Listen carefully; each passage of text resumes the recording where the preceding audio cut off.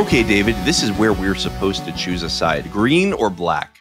John, my soul is as black as night. Your turn. I am black for life. So we're not fighting? I thought this is where HBO wanted us to pick sides and fight and stuff. Don't worry, I'm sure we'll find plenty to disagree about on the pod, but we seem to agree on one thing. We both really like this show. The politics, the drama, the lore. It was made for the Lorehounds. And since we just finished recapping season 1, we couldn't be more ready to defend our Black Queen in the Dance of the Dragons. And with the season pass option in Supercast, listeners can get early ad-free access to each weekly scene-by-scene deep dive, plus our custom show guide with all the characters and connections. See you in the Lorehounds podcast feed each week for our Dragonfire hot, but probably positive, takes. The Lorehounds House of the Dragon coverage is also safe for Team Green consumption. Side effects may include a deeper understanding of dragon lore, a hardened conflict with itself, and an inescapable urge to read the book Fire and Blood by George R.R. Martin. Dragon seeds may experience burning.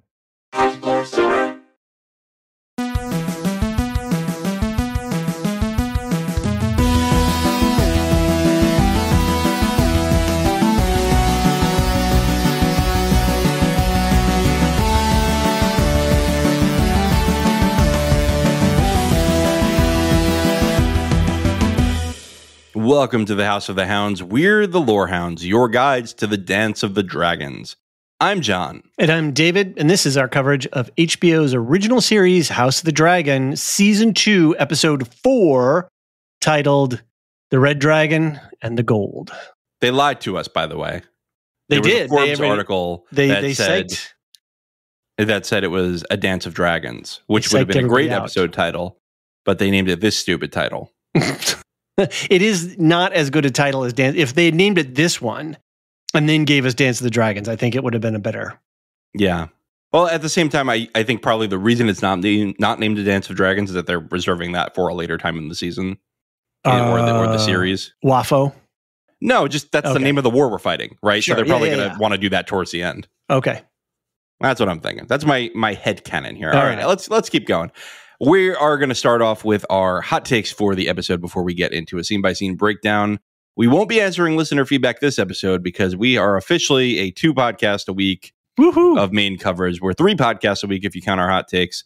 We will be doing our feedback later in the week. I think we're going to record on Thursday this week, David. Yeah, I think that's the plan.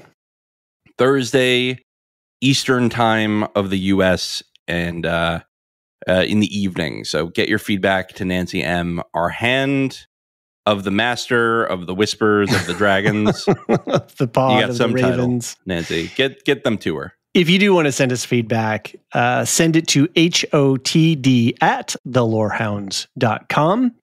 And yeah, like we said, Nancy's going to be over there. She's organizing and categorizing and putting all that stuff into shape for us. So it's great. You can also leave us a voicemail, just like Dork and the Ninjas did today. And we can play that and put that right in the pod. If you want to leave a voicemail or just use the contact form, if you don't want to mess around with email, go to our website, thelorehounds.com/contact, and it's all there. And then I think that stuff is all in the link tree in the show notes as well, right? Absolutely, it is. We got plenty of links in there. I feel like I have to hold myself back from putting in more links, but that's all right. You can find the links for the Supercast and Patreon also in the show notes. You can join the conversation on the Discord, and you can take a listen to our affiliate podcast. Everything's over there. And David, I know you love to gush about the season pass. It was your brilliant idea at the beginning. I think people are flocking to it like a gaggle of dragons. Is it a gaggle? I don't think so. Is it a hatchling of dragons? It could be anything. A hatch of dragons? It's not a real animal, so we don't know. There's got to be somebody out there. Is it flock? I guess it is flocking. We did say flock. Flocking. That feels wrong. Yeah, it does. That feels wrong. All right. Tell me about the benefits before I get deeper into the nonsense. You get into trouble. At him. Everyone at him. The show pass and the season guide. The show passes or the season passes are a way to make it easy for people to support the podcast and support the community without having to do a recurring subscription. So for $10, one-time fee, you get all of our season 1 recap episodes. You get our season 2 episodes, all of them, including our hot takes, which we record immediately after the episode airs on Sunday night. this podcast ad-free, the feedback podcast ad-free, and we release those early as well. And that's it. $10. You get all the benefits and you're done. And it's a really simple, great way to be able to support all the work that we put into it and to get access, especially to the show guide, because the show guide is an amazing product. I can't believe how we kind of stumbled into the whole thing, and now it's just taken off. And John, you've done an exceptional job. You've even got GIFs in there, like that really emphasizes they do. I quoted a different Rebecca from Ted Lasso quote to my wife about them today. I said, "It's like a GIF; it just goes on endless." Nice. Well, why don't you tell us about the show guide? The show guide is a fabulous piece of technology if I've ever made it myself. It's got a whole character guide where you can sort by factions or house. It's got a location guide where we give you pictures of all the places that we've been, like Rook's Rest. Very important location this episode, Duskendale. It can also lead you to who's related to who. It can give you clues, like I did a whole comp between the season 2 dragon figurine that Alicent's holding and the season 1 version of that same figurine. It's a lot of great resources. There's a full episode recap every week that is visual. It's got pictures. It's got GIFs. It's got alt text. It's accessible AF, kids. And I think the biggest thing is that you can use it mobile. The other day, when I was watching the episode, I could wait, who is that person? I could look it up on my phone. It scales perfectly for your phone. And you scroll through the headshots of all the people and you go, oh, that's that person and they're related to that person. So high utility value and you don't get spoiled. I think that's another big thing. You can actually search for something that's in season 1 and season 2 and not get spoiled by other things. I was trying to look up Darkling's father. Don't do that. Yeah, and I was like, ooh, yeah, there's a Gunther. There was a whole bunch of stuff. I was like, but I was trying to fill out one of the entries because we also generate the content as we're going. So if there's stuff that's added in the show and that's new, we get it added in, usually within a day of the episode going live. Right. Always within a day. We've never missed it. Nope. So it's a lot of fun. I had a lot of fun making it. I mean, this episode actually was a little easier to do a show guide for because there are so many fewer scenes. However, I did get a little nuts on the GIFs because I'm going through this and I'm going to kind of parlay this into hot takes. Perfect. I'm going through this episode. I'm watching this episode. I'm like, I can't do this justice with just still images because the motion of these dragons is incredible. They've really upped their game on making these dragons feel real, making them feel like they have personalities, making them feel like they grieve, and like they just like the way that Maelys looks back at Rhaenys. Oh my God, I'm gonna say the wrong name again.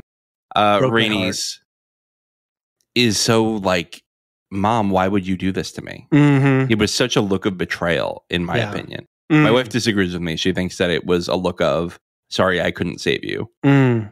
And I don't know. Maybe it's a mix of both, right? It's dragons are complex beings, we've learned. Something that has been pointed out online is that Vhagar and Maelys used to belong to a husband and wife, which were the parents of Viserys and Daemon. And they would ride together all the time. So Vhagar has to kill basically its bestie. And we got to save it for when we get to that section. That's it's heartbreaking. Really good information. It is. It's hugely heartbreaking. And all the more reason why this show is exceptional. It's just some exceptional television. Right. It's hard to believe that we're at the halfway point. Episode 4 out of 8. I think it's a great halfway point to be at. Yep. I think it's built the tension really nicely, and it's built all of the emotional stakes step by step, so that when we do have a big dramatic moment like we had at the end of this episode, the payoff is just quality. It's not forced. It's not second. You don't feel the hand of the writer. You're like, oh yeah, they really had to stretch to get it. It's all very natural within the story. Right. There was a lot of great show and tell in this episode too. Sometimes you do have to tell, right? There's just sort of no way around it. So there was a great conversation with Larys.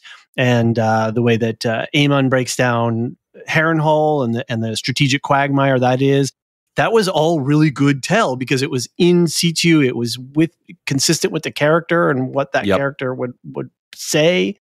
Right. It was sort of like an account for yourself, and then he does, right? He explains to Aegon which just works for the audience. It happens to. It feels very natural. Perfectly. Yeah. Even though we have this spectacle of dragons and Rhaenyra's death, if that wasn't the big scene, there are several other scenes in this episode that really would gather some attention. When Corlys and Rhaenys are talking after the whole thing with Alan, when Larys and Alicent are talking, when Alicent and Aegon are talking, these are exceptional scenes and exceptional acting that is being delivered. The writing is so good. The manipulations are subtle. The emotional tensions are there. It's just a well put together package. And including all the way down to the CGI, like doing smoke and fire is really hard. And there was just no uncanny valley in this. No, yeah, this all looked real. And it looked horrifying, right? Even like the boiling blood falling onto the soldiers was horrifying. I can't imagine the amount of work that it takes to block and stage these things for the CGI. And this is a television show. This isn't, a movie where they've got a different scale. This is wild. So just everything. And then, just to reiterate the emotional stakes, they built the emotional stakes so well. And you could see Rhaenyra's demise coming, and you could sort of guess maybe what was going to happen. But the result, the release was so dramatic and so potent and so powerful. It didn't matter that you knew what was coming. Right. One of the things that people were afraid of when we heard that Miguel Sapochnik was leaving after season 1 was that, he was the one who directed so many of the wonderful battles in Game of Thrones and some of the best action sequences. And people said, well, maybe Ryan Condal has a handle on the story. Do we know if he has, because he's a newer showrunner. Do we know if he has the wherewithal to at least hire the right people to execute these battles well? Because we know in Westworld, an HBO budget doesn't necessarily mean a good battle, right? Like some of them are just going to be sloppy. There were some terrible battles in Westworld. I don't think that we could possibly doubt Ryan Condal at this point. I mean, he has not given us any reason to doubt him. And I want to say that's not to say he's a jack of all trades. That's not to say he's doing everything for the show. That's to say he seems like someone who is open to input and able to pick the right people to make the right decisions. Leadership. And that is what you need in a showrunner. You don't need somebody who's great at all the things. You need somebody who recognizes greatness in others. That's a really good point. The leadership and that high level of leadership that brings out the best in people. Right. And then you get out of their way. You set them up for, we sound like one of those finance bro podcasts, setting them up for a success. But you do. You got to set people up for success. Exactly. You got to set people up for success and then give them the materials and the tools to be able to deliver why you hired them. Yeah. A showrunner, I think it's a really good point because a showrunner isn't the end all be all of the story. They're the ones that are trying to draw everyone out, draw the directors out, draw the sound designers out, draw the set designers out. So, yeah. Any other hot takes? I mean, well, there's a lot of details we haven't gone through. We mostly talked about the battles, right? Because that's something that the season's done that I've noticed as a pattern now. Is that it will give you a big showpiece at the end of the episode, and then that's what people talk about, right, for most of the week after. Whereas if you took out that battle, that's still a banger episode of TV with a ton of good stuff. So maybe let's give our hot takes of the rest of the episode before we go. And why don't you start? Well, I think that was, I think I kind of touched on it. That conversation with Larys and Alicent was brilliant. Larys was so on point and he was picking it all up. He was putting it all together. And when we get to the scene, I'll talk about a couple of things that really grabbed me. But the subtlety that was going on between them, their little dancing and their little fencing was so good. And then Alicent and Aegon, oh my dear Lord, like this mother and her child it's just so painful to watch. Yeah. And it's just stressful. Yeah. And then I think that scene, the heartbreak that we do get with Rhaenys, and knowing that the last moment that she had with Corlys, they had a moment at the council, but they didn't give us a moment on screen, right? They were presenting a unified front in front of a not great council. But the time that they have together is this heartbreaking moment. And these two actors, that scene could have easily been overacted and been and kind of had some sour notes to it. And it was just so deft and beautifully done. The conveyance of emotion, Eve Best, and that just the way that she could have that hurt look in her eye without showing anything else just communicated so much. And I just really applaud all the actors in this show. She was getting too likable and they killed her off. That's really, that's what happens in Game of Thrones, folks. If you haven't been around too long in this universe, you start to, that Robb Stark guy seems pretty cool. We like Catelyn, she seems pretty wise. Boom, you're done. Yeah, out of here.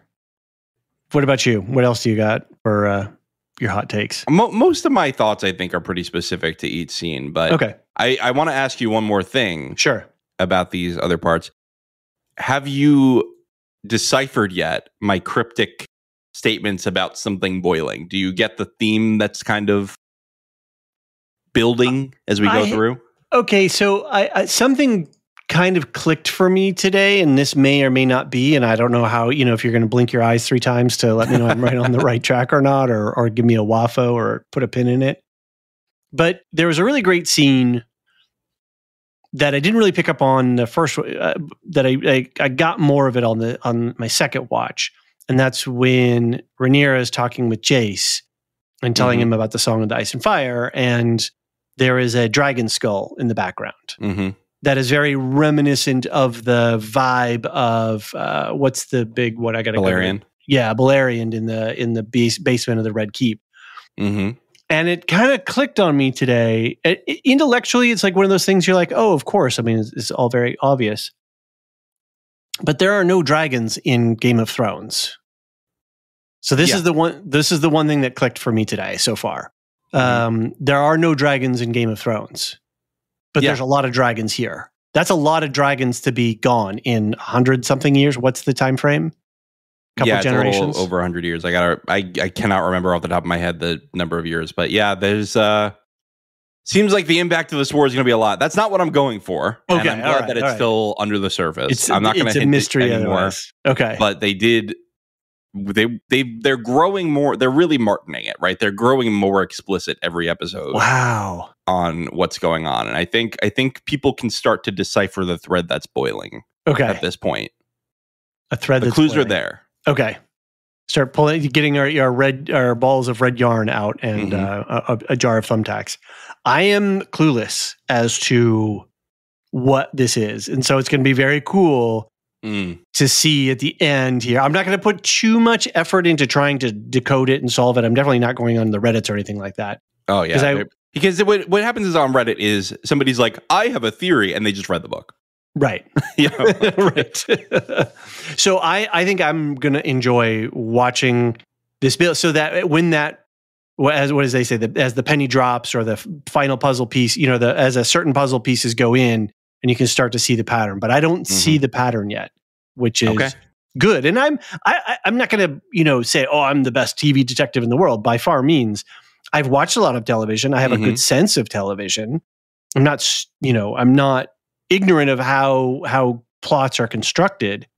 So if they're keeping this at bay, this is really good. Like for the average viewer, this is a really good television. So when it clicks, it's going to be hopefully awesome. Double fingers crossed. I think we're on step 2 of the Martin 3-step reveal. Okay. I think that's where we're at. I don't think we get through this season without step 3.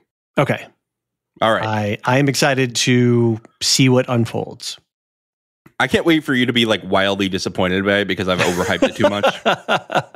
Yeah, that's going to be really fun. Well, I'll keep a foot on the brake.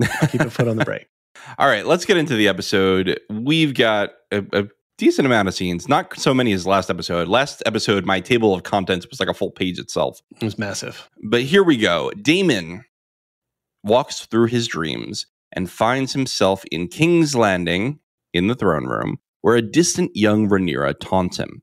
When he snaps and decapitates her, Rhaenyra's disembodied head continues to speak to him. Did you see that there was a translation of what she... Okay. Should we talk about that? Do you have it saved? Because I did not save it. Okay, then go ahead. I posted it in our full spoiler channel for episode 4 on our Discord for House of the Dragon. And I stumbled across this on Twitter this afternoon when I had a few moments, and I was like, "Oh, okay, this is interesting." Very nice. So I appreciate you finding this. I appreciate the internet, the gods of the internet. I made my weekly sacrifices this week. I gave my blood and time. I gave my attention. I squeezed my attention. The old gods or the new? Yes. Or are you a Lord of Lighter? Is it Twitter's an old god, isn't it? Oh, I don't know. Or would MySpace be the old gods? MySpace is definitely. I mean, Tom. Yeah. I mean, he's basically just a White Walker. Jack's been around, right? Twitter. But he's still too active. You know what I mean? Like he's still a figure. I mean, Tom disappeared. He's like a legend now. Right, I feel like that's more of the vibe of the old gods. That's true. Yeah, right. They're just gone. Like, where are they? Yeah, that's a really good point. I like that characterization. Yeah. Okay, so I'm going to read I'm not going to even attempt the Valyrian. Yeah. Oh man, did you hear my last Shireside chats where I had to speak Elvish for like 4 lines? No, I'll have to go and listen. Oh, it was. I did a few takes. Okay, and I don't think it was good anyway. All right. But all right, go ahead. Well, our email's not on fire. It's been said that the Targaryens are closer to gods than to men. In my eyes, you are a god, Daemon Targaryen, the prince of the city, the lord of Flea Bottom. I was an innocent. You exploited me and abandoned me. You sullied my name at court. You empowered my rivals. You tried to make my ruin. You put me on the throne. You put me on that throne, and you love me and you hate me for it. You created me, Daemon. Yet you are now set on destroying me. All because your brother loved me more than he did you. Yeah. They only gave you the last 2 lines, right, in the show? In English, In English, yeah. Yeah, certainly I think it's the last one, 2. definitely, yeah. Yeah, the last one, definitely. I really like this, just Daemon being put on trial for his sins against his wife. I didn't think about it as a trial. I like that. That's good. And then, of course, his second wife, because this is his third wife. When I was making the recap, I was going to write his first wife, Lena, and then I was like, oh, wait, no, he murdered his first wife. I wonder if they're going to bring her back. Brutally. Yeah, I liked her. I was very upset about that. Maybe they'll let her haunt a little bit, you know? Yeah, we need to go. I could haunt. Yeah, you got to catch up with the bear. All right. There's some haunting going on in that episode. All right, fair enough. I really did like the staging of this as the callback to season 1, where we really first meet Rhaenyra and Daemon, and he gives her, I forget the name of the necklace, but he's talking about it's like being related to Dark Sister and the Valyrian steel and stuff, and being in that same space and that whole intimacy that they have, and that his subconscious is guilt talking him here, I think is all a great construction. It's fascinating. Yeah. And I really love that he beheads her and she keeps going. That was really good. I got an aerial shot of it in the show guide. Oh, nice. It's such a cool shot where she's in thirds, right? Her crown's in the middle. Yeah, I see it. Her head's on one side, her body's on the other. Yeah, with the throne and all the swords there. Yeah, it's good. It's good stuff. The thing that tripped me out too was when he wakes up, he has blood on his hand, and then he looks again and it's gone. And so that whole idea of him having this waking dream. Yeah. Which is interesting because isn't that how Oscar describes his grandfather? No, I don't remember that. What was that? He said something like, he basically lives in a waking dream at this point. Oh, that's good. That's good. Yeah, I missed that. And all the while, Daemon's barely awake. Like, you could see he's so distracted throughout this whole episode. Yeah, not getting good sleep will do that to you. Right. What's with the black goat? because they lingered on that, and I was like, that had very vivid, witch. What was that? Was that the witch? It's the witch, but it's styled. Yeah, the witch. Yeah. I like saying it that way. I think you convinced me to watch it last year. Oh, it's really good. It's really good. It was so. Maybe we should do it for Spooktober. And I was like, what is going on with that? And there was a couple of things where there was a scene to a couple of hounds and some other stuff. They're setting up some weird stuff in Harrenhal. They're making it very spooky and creepy. So there's a deity by H.P. Lovecraft that I'm not going to try to pronounce, but it's basically often associated with the phrase "the black goat of the woods with 1,000 young." Mm-hmm. And this whole thing is about the black goat representing Satan, half man, half goat. Right. A satyr, which symbolized a man with excessive sexual appetites. Niggeroth. Yeah. Tough. The black goat may otherwise, this is from Wikipedia, by the way, be a male earthly form of Shub, whatever. An incarnation she assumes to copulate with her worshippers. So maybe it's like this like demonic thing, this over-sexualized thing, because Daemon has this weird thing with sex.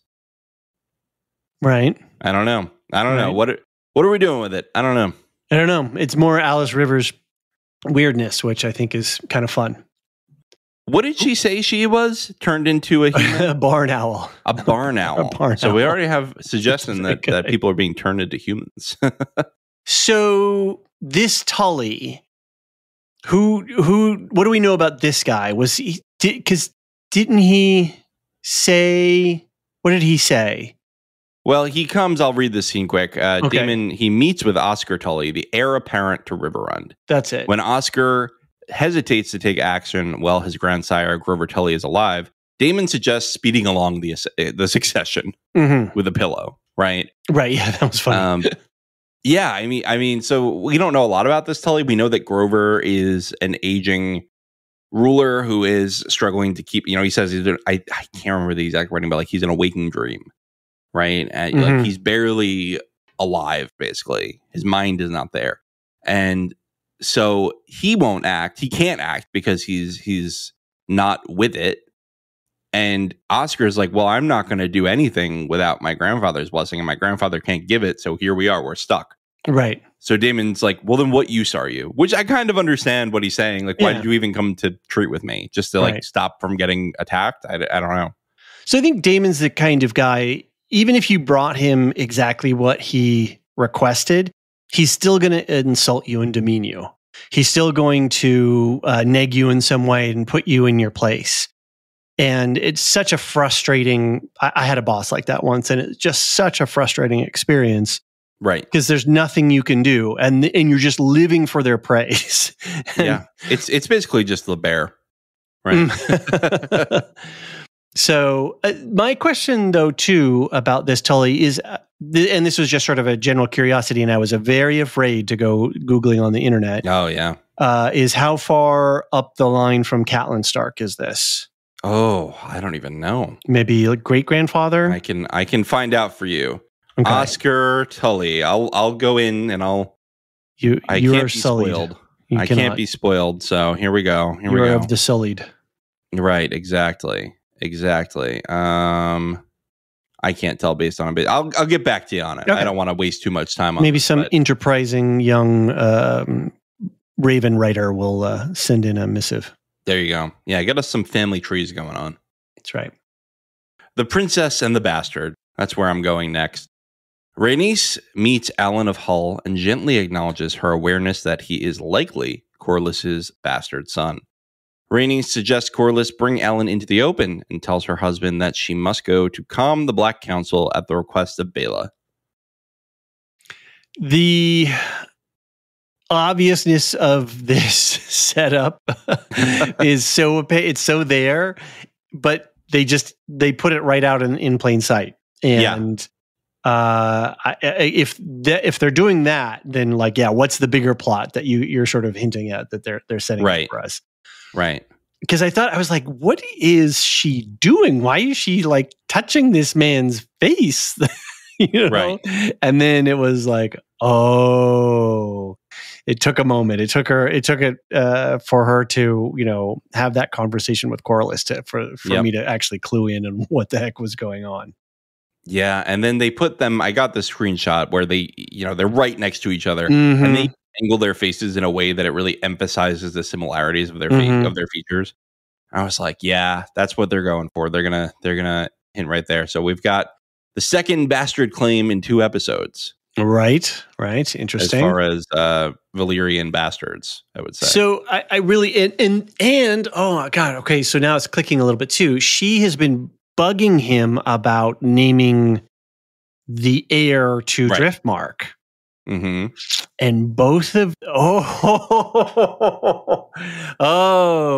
because you can name whoever you want to be your heir. When you're the king, people will make a big fuss if it's not in your line, but yeah. But a bastard can be named an heir, right? Well, kind of. No. Kind of. But if you are tight enough with your regent, with your king or queen, then you can get a special legitimization. Yeah. Right. Yeah. Interesting. Okay. So I think that's interesting because they made a point, Corlys made a point of saying that the other 2 potentials are too young and don't know anything of the sea. Right. But Alan here's this guy, a literal shipwright, who's tried in battle and has seen a lot of stuff, and even tells his brother, "Man, dude, you don't want to know the things that I saw. I just need to eat some stew and hang out and heal my mind because what I saw out there in the world was terrible." That's all good fodder for making a wise and steady hand of a ruler. So another thing is, I don't think it's an accident that he's bald, that he has a shaved head. If he's trying to hide that he's a Valyrian bastard. Geez, like all of these things are they're right in front of me, and I'm not even picking these things up. That's perfect. That is really great. And the screenshot you have is like, we've got Rhaenys's hair, we've got Corlys's hair, right, and we've got Alan who's just bald. I was just accepting his a bald man. As a nearly bald man myself, I was not making any assumptions about. You're working it, just like Alan. But I do think there's a strategy behind his baldness. I don't think that he's bald by genes. I like it. I like it a lot. One of these episodes, we're going to see him with a nice wig on. So, what does she say? I know who he is, Corlys. Alan's past is no fault of his. He saved his lord's life. He should be raised up and honored, not hidden beneath the tides. So I love the double speak here, saying, well, you owe him a life debt. He saved you, he saved his lord. Anybody who saved their lord in such a way should be raised up and honored. At the same time, she's like, don't be mean to your bastards. Like, bring them in, like, love them, make them part of your family. They are part of your family. Like, acknowledge it and be whole in that. Don't. Wow. This whole scene is blowing my mind. I really like it. It's good stuff. It's a scene that seems really benign. Totally. At first. And then you're like, oh, that's actually a deep thing. And she's like, go get your bastard legitimized. We're literally on the Queen's Council. She'd do it for you. Like, Corlys could ask for anything at this point within reason, right? Like anything beyond give me your crown, and I think he gets it. Yeah, and you don't make it a quid pro quo thing that like later on that happens with Daemon. Like, rid me of my enemies and I'll give you my army. He could just say, hey, I need to make sure that Driftmark is safe, and I just need to make sure that this, and he's my bat. And I think Rhaenyra would appreciate that. Yeah, I think she'd be. I think she has a pretty good reason to appreciate that because she's not far off the mark there herself. Right. And you know what? Now that she only has, well, I shouldn't say she only has 2 sons. She only has 2 sons by quote unquote Laenor. Right. I was going to say, Joffrey doesn't need Driftmark. He could have Dragonstone. But then what happens to Aegon and Viserys? They're backups. Backup plans. Yeah, they're gonna become maesters probably. Go to the wall. You could do that. That. My next scene is called Alicent's Piping Hot Tea. Alicent holds the dragon figurine she had repaired for Viserys during their courtship in season 1. When Grand Maester Orwyle arrives, she drops the figurine, breaking it again. He gives her moon tea for an unknown recipient, though both know it's for Alicent herself. She seeks affirmation that Viserys may have plausibly changed his mind about the succession, but he dodges the question. Alicent drinks the moon tea, holding her belly. So I didn't realize that this was the same dragon figurine. I just thought it was nice foreshadowing.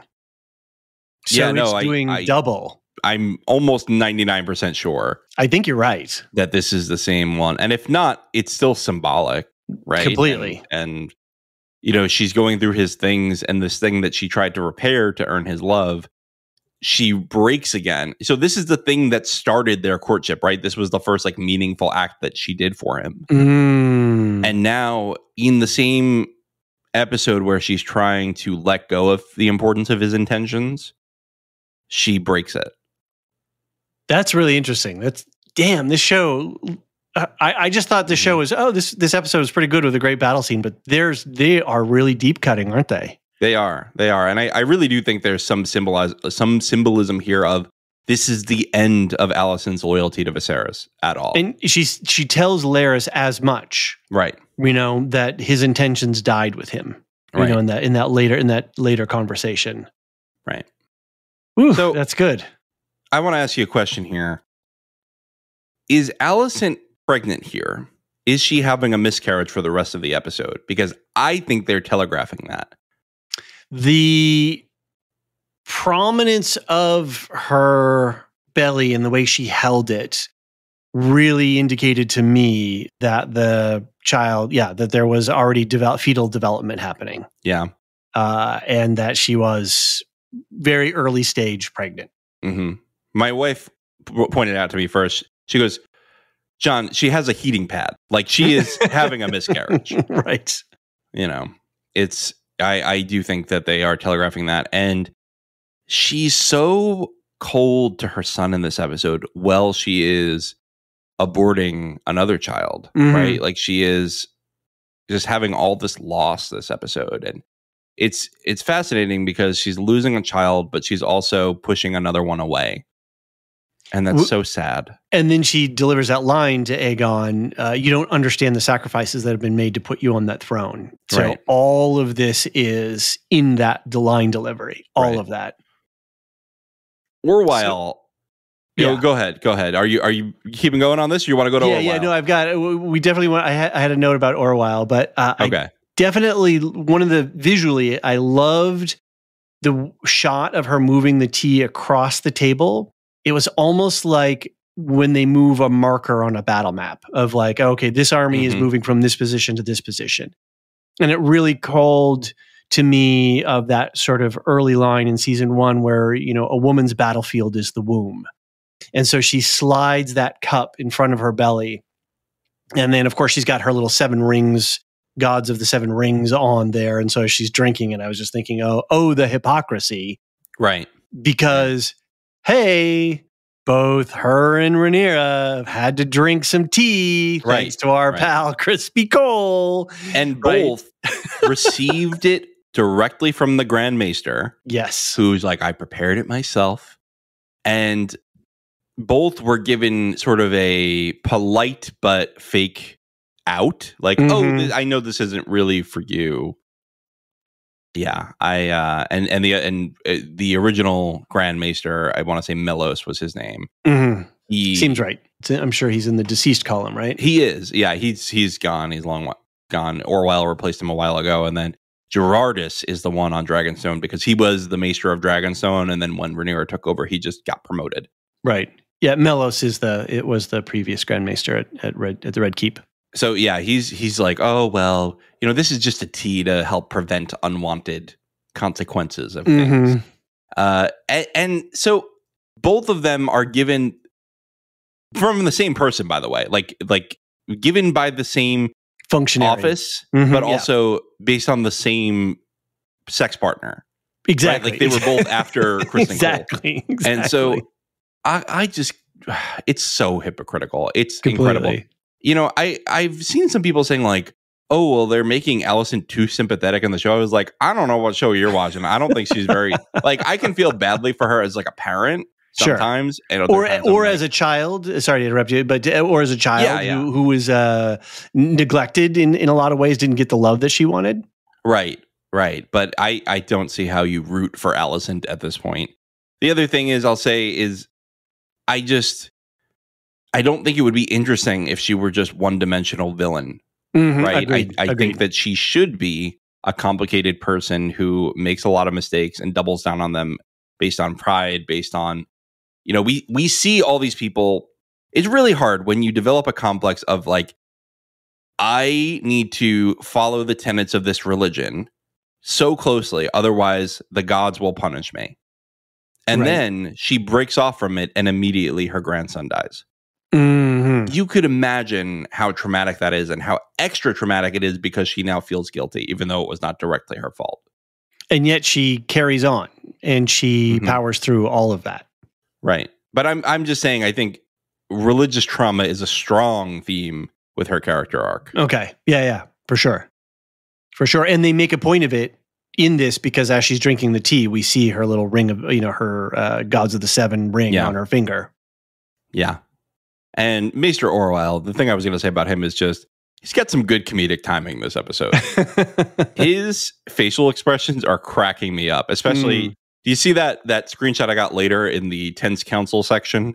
Where he and the two other members of the council are just side-eyeing Aegon. When Aemon finishes his Valerian, and there's this, they all kind of one by one start, and they all look kind of side-eye over. Oh, it's Aegon. so good. So good. I was really taken aback that Orwell is, like, we know who he is. He's done some stuff.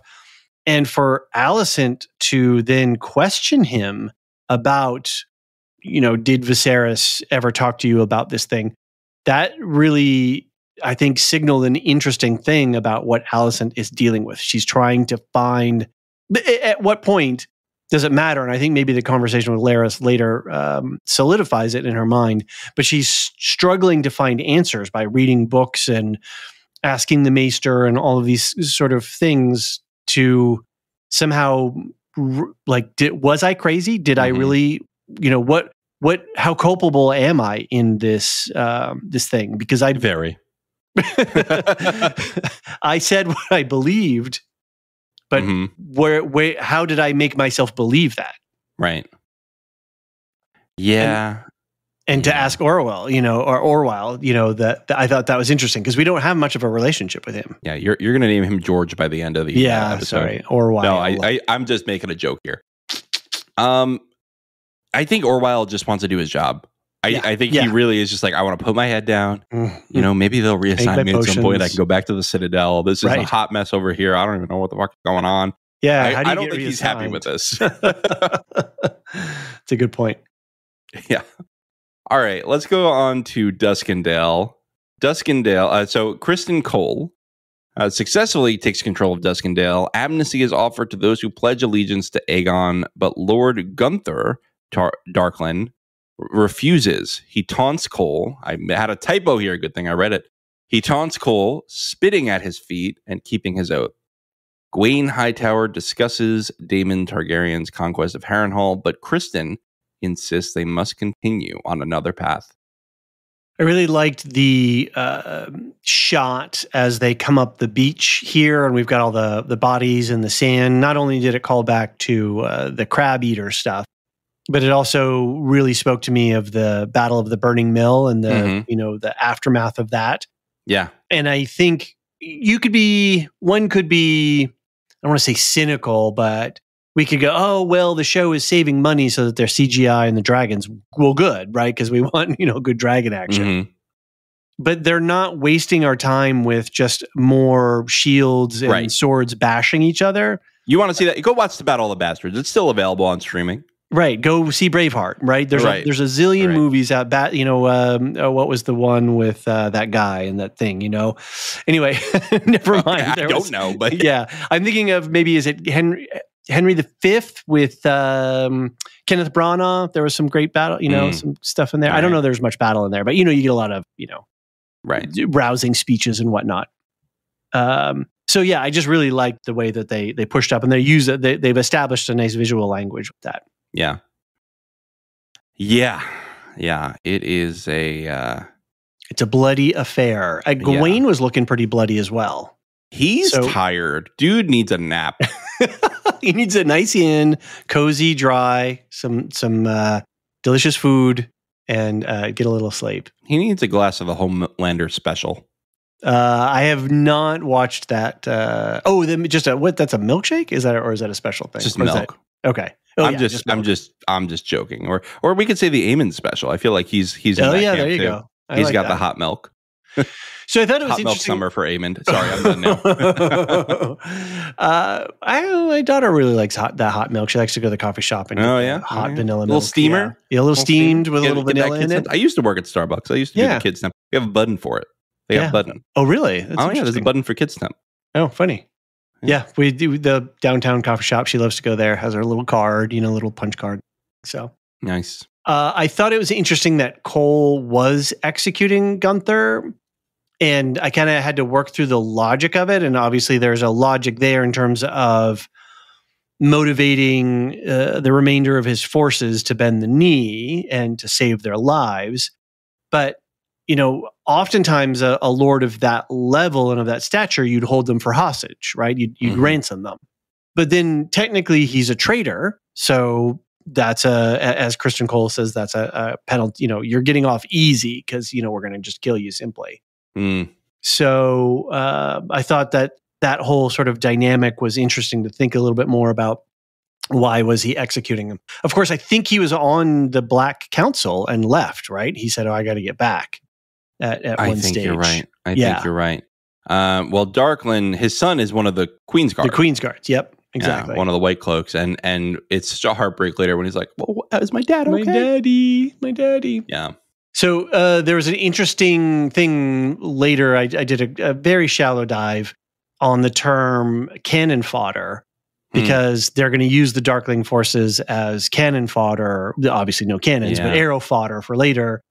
And I guess the first time that phrase was used was or it was printed anyway, was that they can find was in 1814 in a pamphlet, an anti-Napoleonic pamphlet that said the contempt for the lives of men and for France herself has come to the point of calling the conscripts the raw material and the cannon fodder.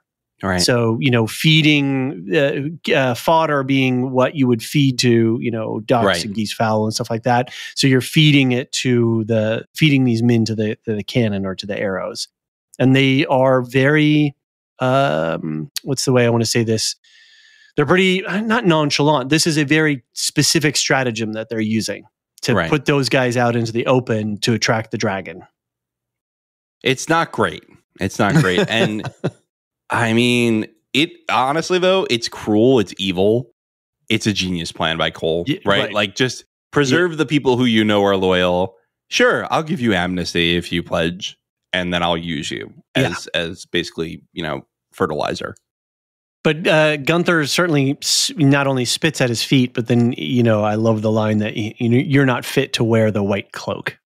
Because he knew it was true. Like, Cole knew it was true in his heart of hearts. And that's why he's so brutal with the pow. Brings it right down. Yep. I'm trying to be. Do you know if Notion tries to detect gore and violence and stuff like that on images?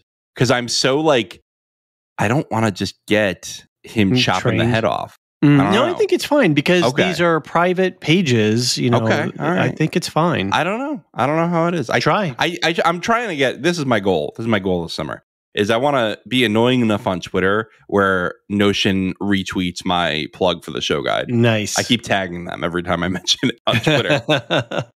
Yeah, get a little notice. Look how we're using your product. Yeah. Yeah, I feel like this is a good use of Notion. In fact, think it really let me tell you something. My babysitter was over and she's been watching House of the Dragon. And I said, hey, you know what? Benefit of working for me, you can have access to the show guide. I gave her the show guide. And she opens it and she goes, damn, you got Notion skills. She apparently uses it for her personal recipes and stuff like that. I didn't realize this was a more common thing. And she's like, I didn't know you could do all those things in Notion. That's awesome. A good demo.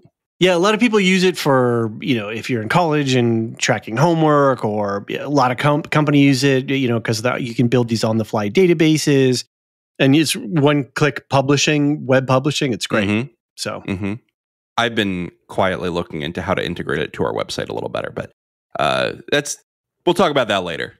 The thing that I was trying to do was figure out how to integrate it into our Notion, because I want the show tracker to be, like in a channel somehow, but I couldn't. I'm not enough of a hacker. Oh, into the Discord, you're saying. Sorry. Yeah, into the Discord. Did I say that?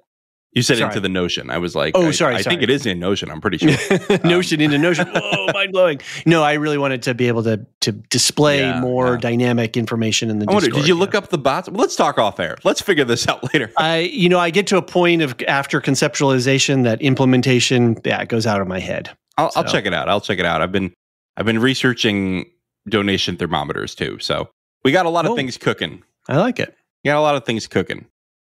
And not for donations, by the way, folks. Right. Anyway. Another purpose. The point is, we are talking about House of the Dragon. Are there any more thoughts you have on this scene? No, I'm good. I'm all set. Let's take a quick break. We'll be back with more. We'll be back with more House of the Dragon.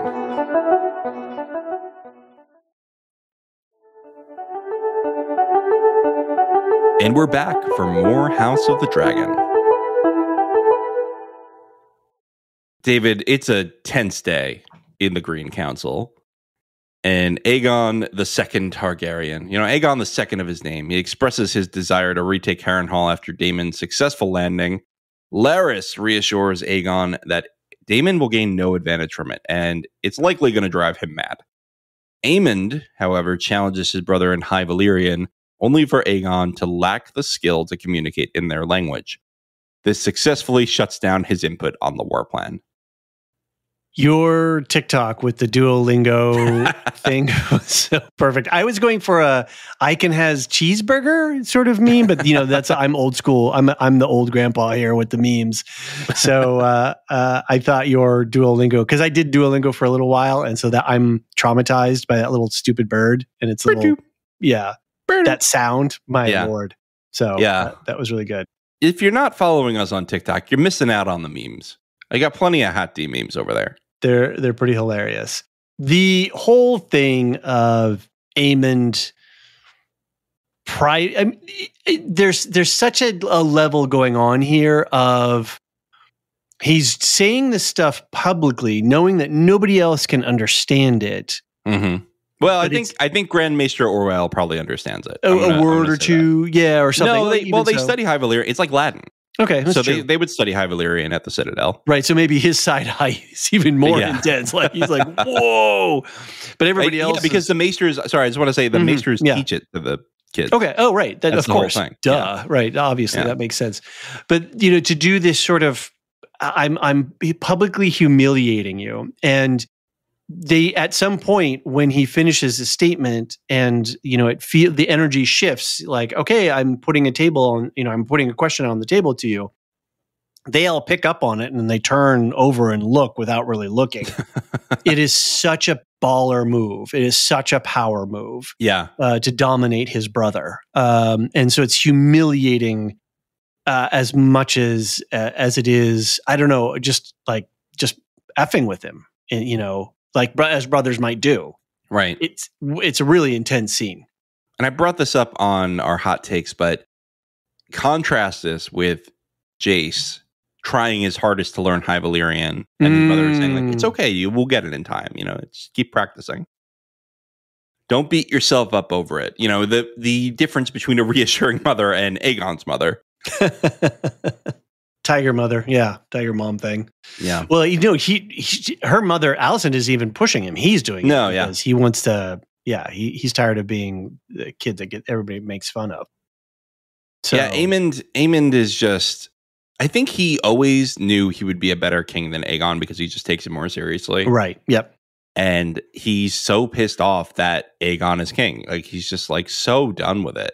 And Aegon is like, please pass me over for succession. I just want to be a party boy. Mm-hmm. Give it to him. I'd be fine with that. I don't think he's going to be doing much partying for at least a few weeks, depending on his condition. Yeah, exactly. I will say, that this whole... So Aemond and Crispin Cole were plotting this back in episode 1, if I'm correct. Sorry, what's the Chalk and Blood episode? Blood and Cheese? That was Blood and Cheese. Chalk yeah, and that was episode about? 1. Yeah. Yeah. So when Cole and Aemond were sitting talking, Aemond says, the way we have to do this is that dragons have to fly behind armies of men. Yeah. And they plan out the whole little campaign. That was their strategy session that comes into play in this episode, which is brilliant. Right? It's so subtle and so in the background. But if I went back and actually watched that scene, they mention the castles that they go to, to take. Yeah. And Aemond talks specifically about this strategy of dragons flying behind the armies. And this is yes, they name check Stokeworth and Rosby. I've got it here in my notes. And I just think this is so it's just such good show writing to set that up in episode 1 and then have it play out in episode 4. Right. And it just seemed like they were just, we're shooting the shit. We're going to, think of some ideas. We've got, we're kind of like-minded. Let's talk through some stuff. No, this was a specific thing and we get to see it play out here. And it's a really good strategy. Mm-hmm. Yeah. And had Aegon not completely screwed it up, I think this would have been a resounding victory for the Greens. I mean, there's no way Meleys could have taken Vhagar one-on-one. No. I mean, couldn't take her 2-on-1 either. You know what I mean? Just, yeah. I think that Aemond later, he makes a couple decisions where he's like, I don't care if my brother dies, because guess who's heir apparent to the Iron Throne right now? Right. Aemond. Right. And this is the closest to the throne he's been since his brother had a son. Mm-hmm. And he's got a voice at council. He's respected, I think, more by the rest of the small council at this point. And he's employing good strategy, and he's using people like Cole very effectively. Right? Yeah. He understands who Cole is and knows how to use him. I don't know that he knows everything about Cole, especially with his mother. Yep. But it's anyway. I did love the line that he drops on him, such as holding court, choosing your sobriquet, and naming imbecilic lickspittles to your Kingsguard. Yeah, I mean, he's right. I mean, look at the way that they carry themselves. It is not fitting of the white cloak, one might say. Well, as Lord Darkland would say. Yeah. And choosing your sobriquet, right? Your name, that's your your title, your fanciful titles, and his his lickspittles, as he calls them, are making up silly names about how fierce and tough Aegon is. Right. Whereas Aemond is actually doing the work. Yeah. And he's put in the work to be able to do it. Right. All right, let's move on. Larys forgoes his toll. A toll. Toll. I was going to do it like that, and I was like, nobody's going to get it if I do it like that. So I separated it. Alicent reacts to the Moon Tea strongly, possibly the result of a miscarriage, just in time for Larys to arrive and start talking politics. Alicent says the importance of the intentions of Viserys died with him, to which Larys agrees. Such a powerful scene. This is really, I think, has going to have more impact on the way both Rhaenyra and Alicent have come to a realization. It doesn't matter what anybody believes. It doesn't matter what anybody said. We are here now. Yep. The past has died with Viserys, and this is where it's at. And I think for Alicent to come to that realization is really powerful. She can still go hunting. She still does. Right. Hunting the histories. But she knows in her heart of hearts that there's no way out of this now. Yeah. So we had an interesting conversation last night that I want to bring back into the public. What do you think she's looking for in the histories? I think she's looking for the Prince Who Promised. She's looking for clues of the Song of the Ice and Fire. Mm-hmm. Which she's not going to find. Right, because it's only kept in a verbal. Right. It's an oral tradition passed from heir to heir. Yeah. I feel like nobody's treating this prophecy responsibly, right? I mean, man, Rhaenyra should have done this. Like she says, I should have done this a while ago. Mm-hmm. And now when they're all fighting, shouldn't Jace now be shouldn't you just share this with the whole family at this point? Because this is something where, yeah, I also don't understand really like the need for secrecy around this. Like, what's going to happen if people find out that you believe that you need to be on the Iron Throne? Like, oh, the royal family thinks that they need to be on the Iron Throne. What a shock! Right. Oh, gee, it's a nice, nice a divine mandate. Yeah, exactly. Haven't heard that one before. I think having the history of Game of Thrones with us and what it all means. I'm all for having the Song of Ice and Fire be a thread in this story. Sure. And I think they're employing it well. I think they're stitching it rather well. Nice tapestries that they've got going on. I think what is also interesting is that when we look back at Rhaenyra's behavior and actions about going to war, and she says as much in this episode, I inherited 80 years of peace from my father. That's not to be thrown away lightly.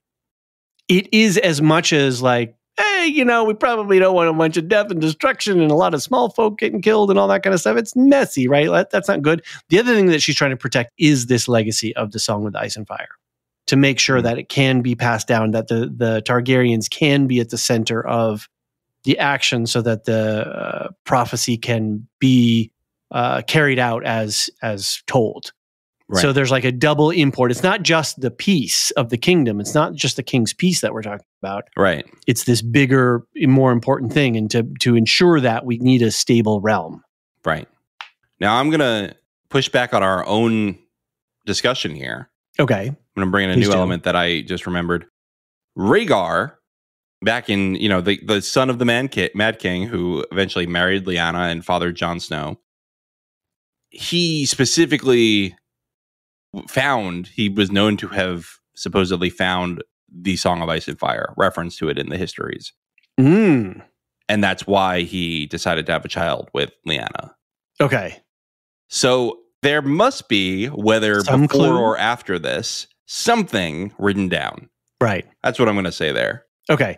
Far be it from me, because I have not read the books and I'm not in the history. So I certainly don't want to make any claims about, or suppositions about this, because that's far outside of my knowledge. And Rhaegar was heir to the throne, so he should have known about it orally if that tradition had continued. So somehow that got lost in the oral tradition, and he rediscovered it in the writings. Interesting. Okay, so maybe there is something there. Yeah. Maybe we need Samwell, or what was his name? It was Samwell. Yeah, it was Samwell. Yeah.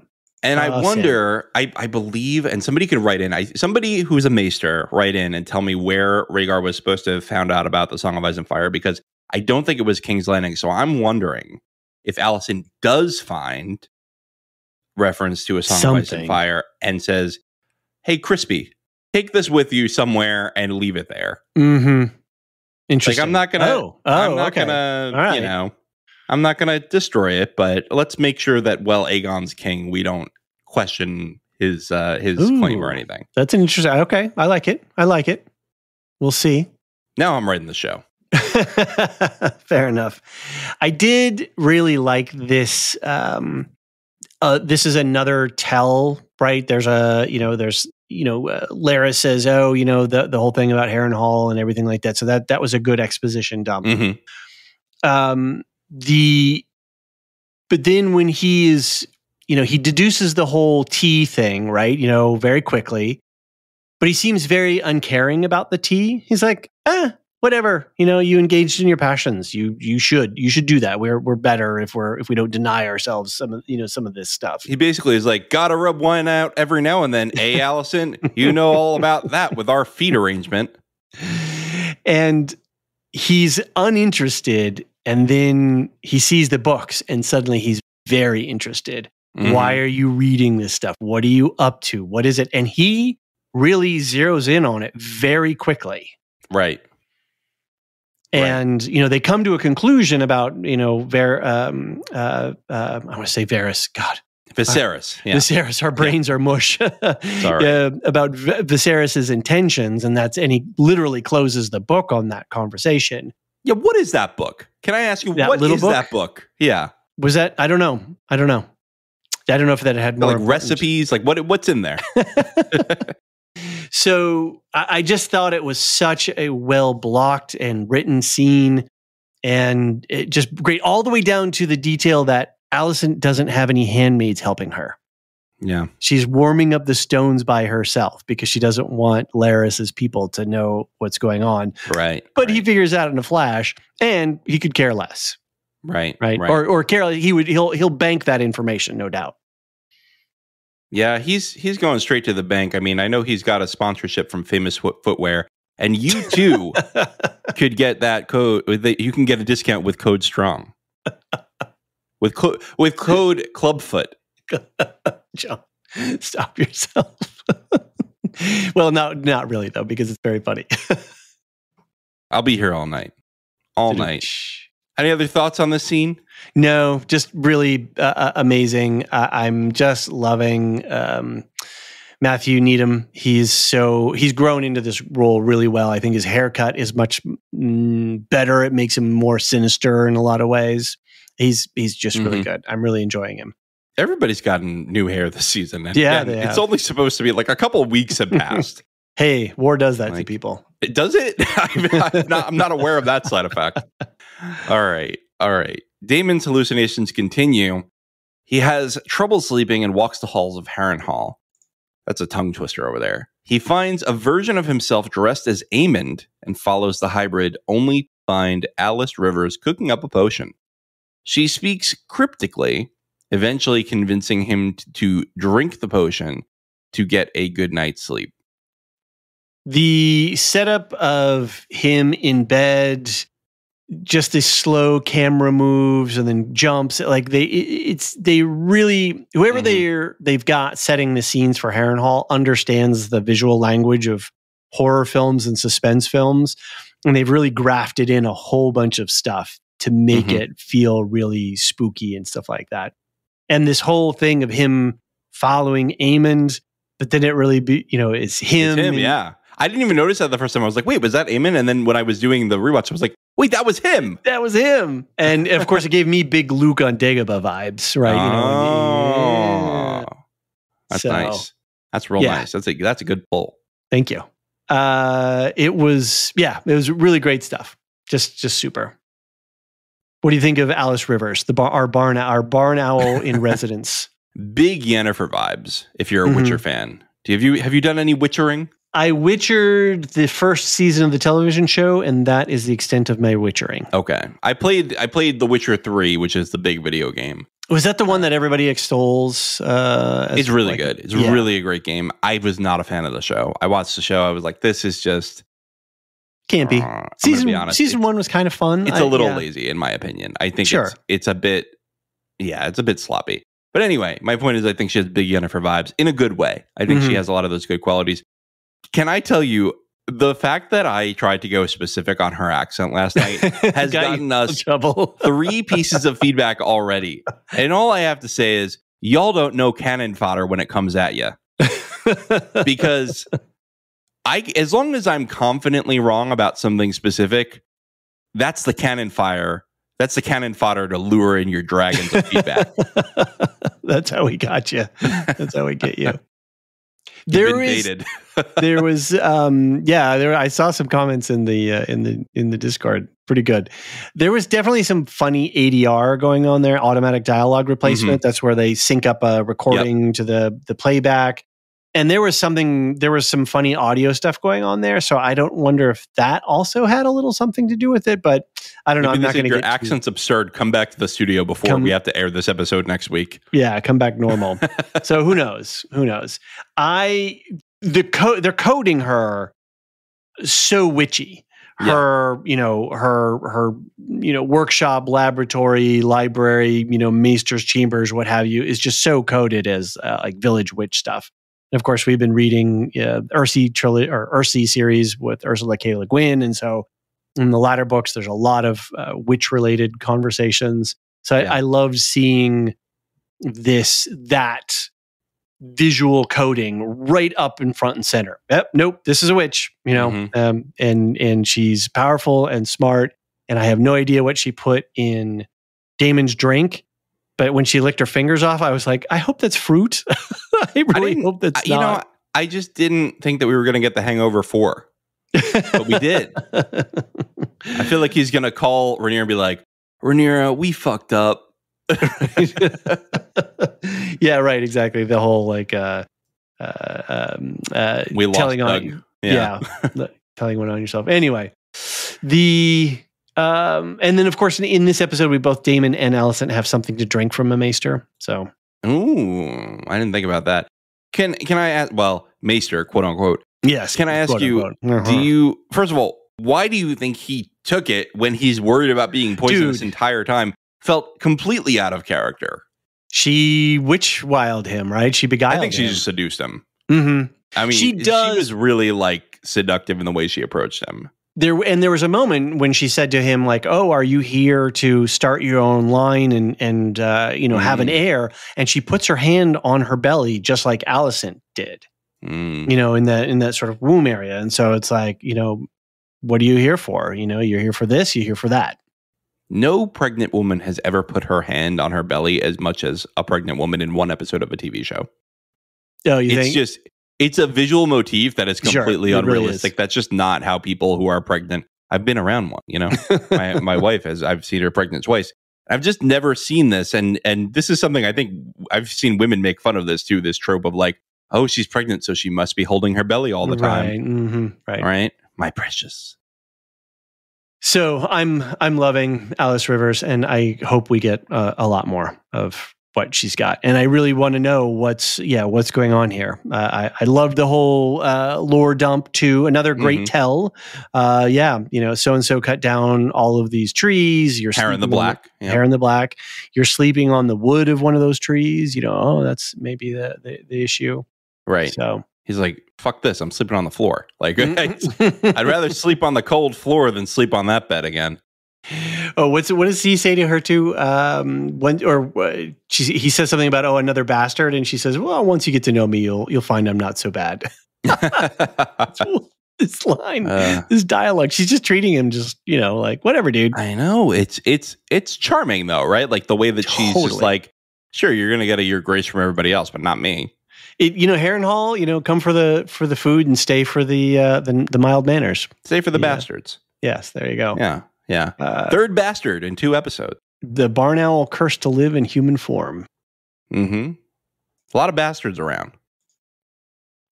And so one more question on Alice Rivers is, do you think she is responsible for Daemon's visions, or do you think she's just explaining it? That's a good question. You have to decide, and you have to decide correctly now. No, no changing your answers. She's she's channeling. She's tapped into the energy, but she's not causing it. This is Daemon's guilt, and it's his subconscious, and it's being activated by the Harrenhal's power. It's on ley lines and all this stuff, right? It's being activated. His guilt and his subconscious is being spoken through. She's observing him, saying, "Oh yeah, I see restless, people with restless sleep. I getting these vibes from you." So she's just interpreting what she's seeing with him. She's not the cause of it. So are we in a Poe novel? You think? Yeah, it's very Poe, right? It's very, very Raven knock, knock, knocking. Yep. I think Mike Flanagan should direct an episode of this show. Did you enjoy? I can't remember if you enjoyed that season. Fall of the House of Usher. I loved it. I loved it. We did a one shot. You could listen to it now. I remember. I kind of got about halfway, and it didn't. I was like, it's okay. Oh, I loved it. I thought it was great. Okay, that's my jam. Right. Perfect. Good stuff. A new Lord Blackwood arises. Mm-hmm. Daemon sips Alice's potion and finds himself dazed at a meeting with Benjicott Blackwood. Benjicott offers troops to the cause, but Daemon questions his motivations. Daemon hallucinates the cupbearer to be his deceased second wife, Lena Valerian. That was a powerful draught that he drank. And I loved the visual jump from one spot to the next, like just zero. Yeah, Hangover 4, seriously, like nothing, zero memory of between then and now. Yeah, did a really great job with that. The visuals in the show are always great, right? And even the way that you have Lord, I'm looking at this screenshot I took where you have Lord, or I guess not Lord, but Castellan Yes. Strong, Right. Simon Strong, sitting next to Daemon, and they're nice and close. And then at a distance, and with the light shining only on him, you have Benjamin Blackwood. Mm-hmm. And I wonder what that's about. Right. See, I've stopped doing a lot of my visual analysis because I thought I was getting over and repetitive, but that's a really good call. He's got the light on him, unlike Simon and Daemon. Yeah. Good call. I like doing the visual analysis when I feel like doing the show guide has made me, is like forced me to do more of it. Totally. But, I like doing it when there's some kind of meaning behind it. You know what I mean? Like, I think that they're telling us like this. This is an outsider to Harrenhal bringing in some light from the outside, whereas these two are trapped within the fog of Harrenhal. I think it makes it more fun too when we have an output for it. When we can do something with it. When we can take a screenshot and actually do something with it. That I think it makes it more interesting for sure. Now, was this guy, because he said he courted Rhaenyra once? Was this the guy that got in the sword fight during the in season 1, where one guy was making fun of the other guy, and he pulls out a knife, and they get into a fight? It was in the Red Keep in the Great Hall, wasn't it? It was not. It was in Storm's End. Oh, it was in Storm's End. Okay, yeah. But I'm wondering. I think those were Stormlords. I don't think that was. Yeah, I don't think that was. Okay, the Riverlands, but maybe I'm wrong. Because he says something about he courted her once, and so I was like, he's sort of a little bit more grown up now, and I didn't remember. Yeah, well, she was on a tour, remember? She was on a world tour, so maybe she stopped in the Riverlands at some point before she cut her tour short. So, what do you make of Laena there? Being I do really love when she changes to her real face, and she's like, fuck you looking at, man? Like, what is going on? And everybody's looking at him like, dude, what are you? Yeah, I think part of it is, in this world, the servants are supposed to be invisible, right? Mm-hmm. Like, you're not supposed to, you're barely supposed to acknowledge that they exist if you're a noble. Right. And he's just like staring at her directly, like she's someone that he misses and respected. Mm-hmm. And she's like, this is not in my vocabulary. I don't know how to respond to this. Yeah, this is weird, dude. I'm not for your attention. Right.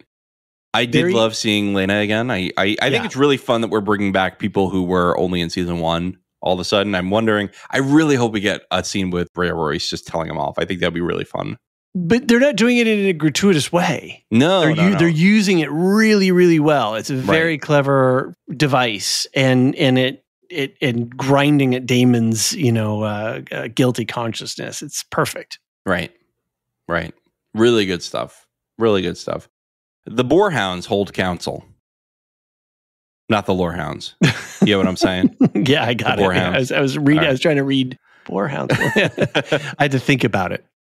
Aegon's council discusses resource management in proper TTRPG style. Aegon becomes bored, leaving them to discuss these matters without him. Well played.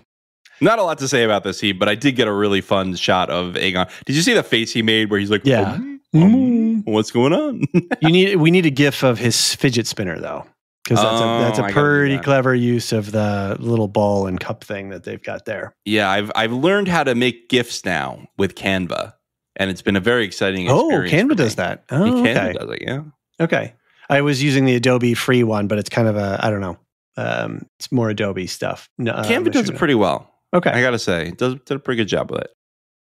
The issue of dragon appetites, I believe, is going to be an issue at some point. There's going to be some resource constraint because they make they've made several points of, my goats, we need them for the dragons. If they're going to fight, they need even more food than they normally would. Right. And they talk about it very specifically in the council here about that it's problematic. And I think it's going to be more of a problem, especially if winter is coming, where it wasn't snow starting to fall. Winter is coming, yeah.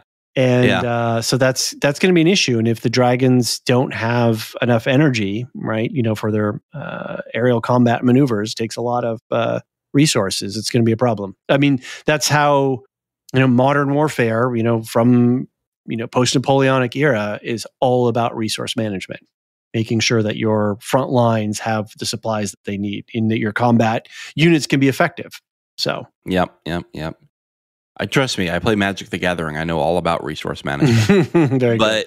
But I think it's going to be a little bit less of a problem after this episode. Okay. Right. One less dragon to feed. We're down at least one dragon. Yeah. 2. Well, I think those are some pretty mortal wounds. Those are mortal wounds. We'll see. Waffo. So. Waffo. Wow. Stick a pin in that waffo. Mm-hmm. I do love some ill-fitting armor on a lick-spittle F-boy on the bros guard there. He's like, trying to like. Yeah. It's a lot of fun. The next scene I titled A Mother and Child Reunion, and Paul Simon isn't writing any songs about this one. Between Aegon and his mother Alicent. Aegon laments the lack of influence he has over his council. Alicent tells him he lacks wisdom and did not get it by putting on a crown. He threatens her and she dares him to go through with it. This was just a brutal scene. It's so important. It's so impactful. It is such a coming to head of these two characters. Last time they see each other in at all, ever. Even if he does survive, he's going to be in pretty bad state for a while. Yep. Beautifully shot, this scene, this screenshot that you have of them in front of the window, and just beautifully balanced. And she just like, what are you going to do? You're going to hang me? You're going to hang me like blood and cheese? Right. You know, you're like, your rat catchers? Please, little boy. You're gonna banish me like your grandpa? Yeah, come on. You have no idea. And she just and she doesn't have to raise her voice. The character of Alicent is such an interesting character. Like you said, you know, it's hard to, we wouldn't want simplified one-dimensional, two-dimensional characters. Right. We want, this complexity is amazing. And when she delivers that line of, you know, you've got no idea the stakes and the gravity that Olivia Cook hits that line with it, and it's not raising your voice. It's not, I'm not trying to overpower you in some way, but I'm just trying to give you the gravity of this. Right. She delivers it perfectly. You know, as a parent watching this scene, and I'm not going to be like a lecture thing here. I'm just saying, you sometimes have a bad day as a parent just because your day was hard, and you just have to be able to still be the person that your kids need you to be, right? Not that you're going to be perfect every time, but you at least need to make yourself a little bit emotionally available, even when you don't really feel up to it. Right. And Alicent has never, first of all, Alicent's been having a rough day for the last 7,000 days. But the other thing is she just never really grew up and never really got past the girl who was picking her nails because she was nervous about how people thought about her. Mm-hmm. And so she never really became a mother because she was able to just pass Aegon off. And once he sought her out, she didn't have that. She didn't have that skill, which is a practice skill of, I'm not feeling up to talking today, but I'm going to anyway because you need me. That's an interesting point. And she's trying to have an emotional relationship with Helena, but Helena's just in what Helena land. Helena is cooked, as the kids say. In enduring mystery. And yeah, she has no relationship with her children. Yeah. It's very sad. And look at the blocking in this scene too. And now I'm talking about blocking, really. Wow. John, what's happened to you? But look at the blocking. You have Alicent was already sitting at her table. She's, ready to receive company. And Aegon doesn't sit at the table. He sits behind the chair. As if he's kind of too cool for raising. School. Well, no, I think what he's doing is he's trying to broach this barrier that his mother has put up around herself. And instead of inviting himself to the table, instead of joining her fully, he sort of tests the waters and he's rejected. So of course he's not going to sit with her.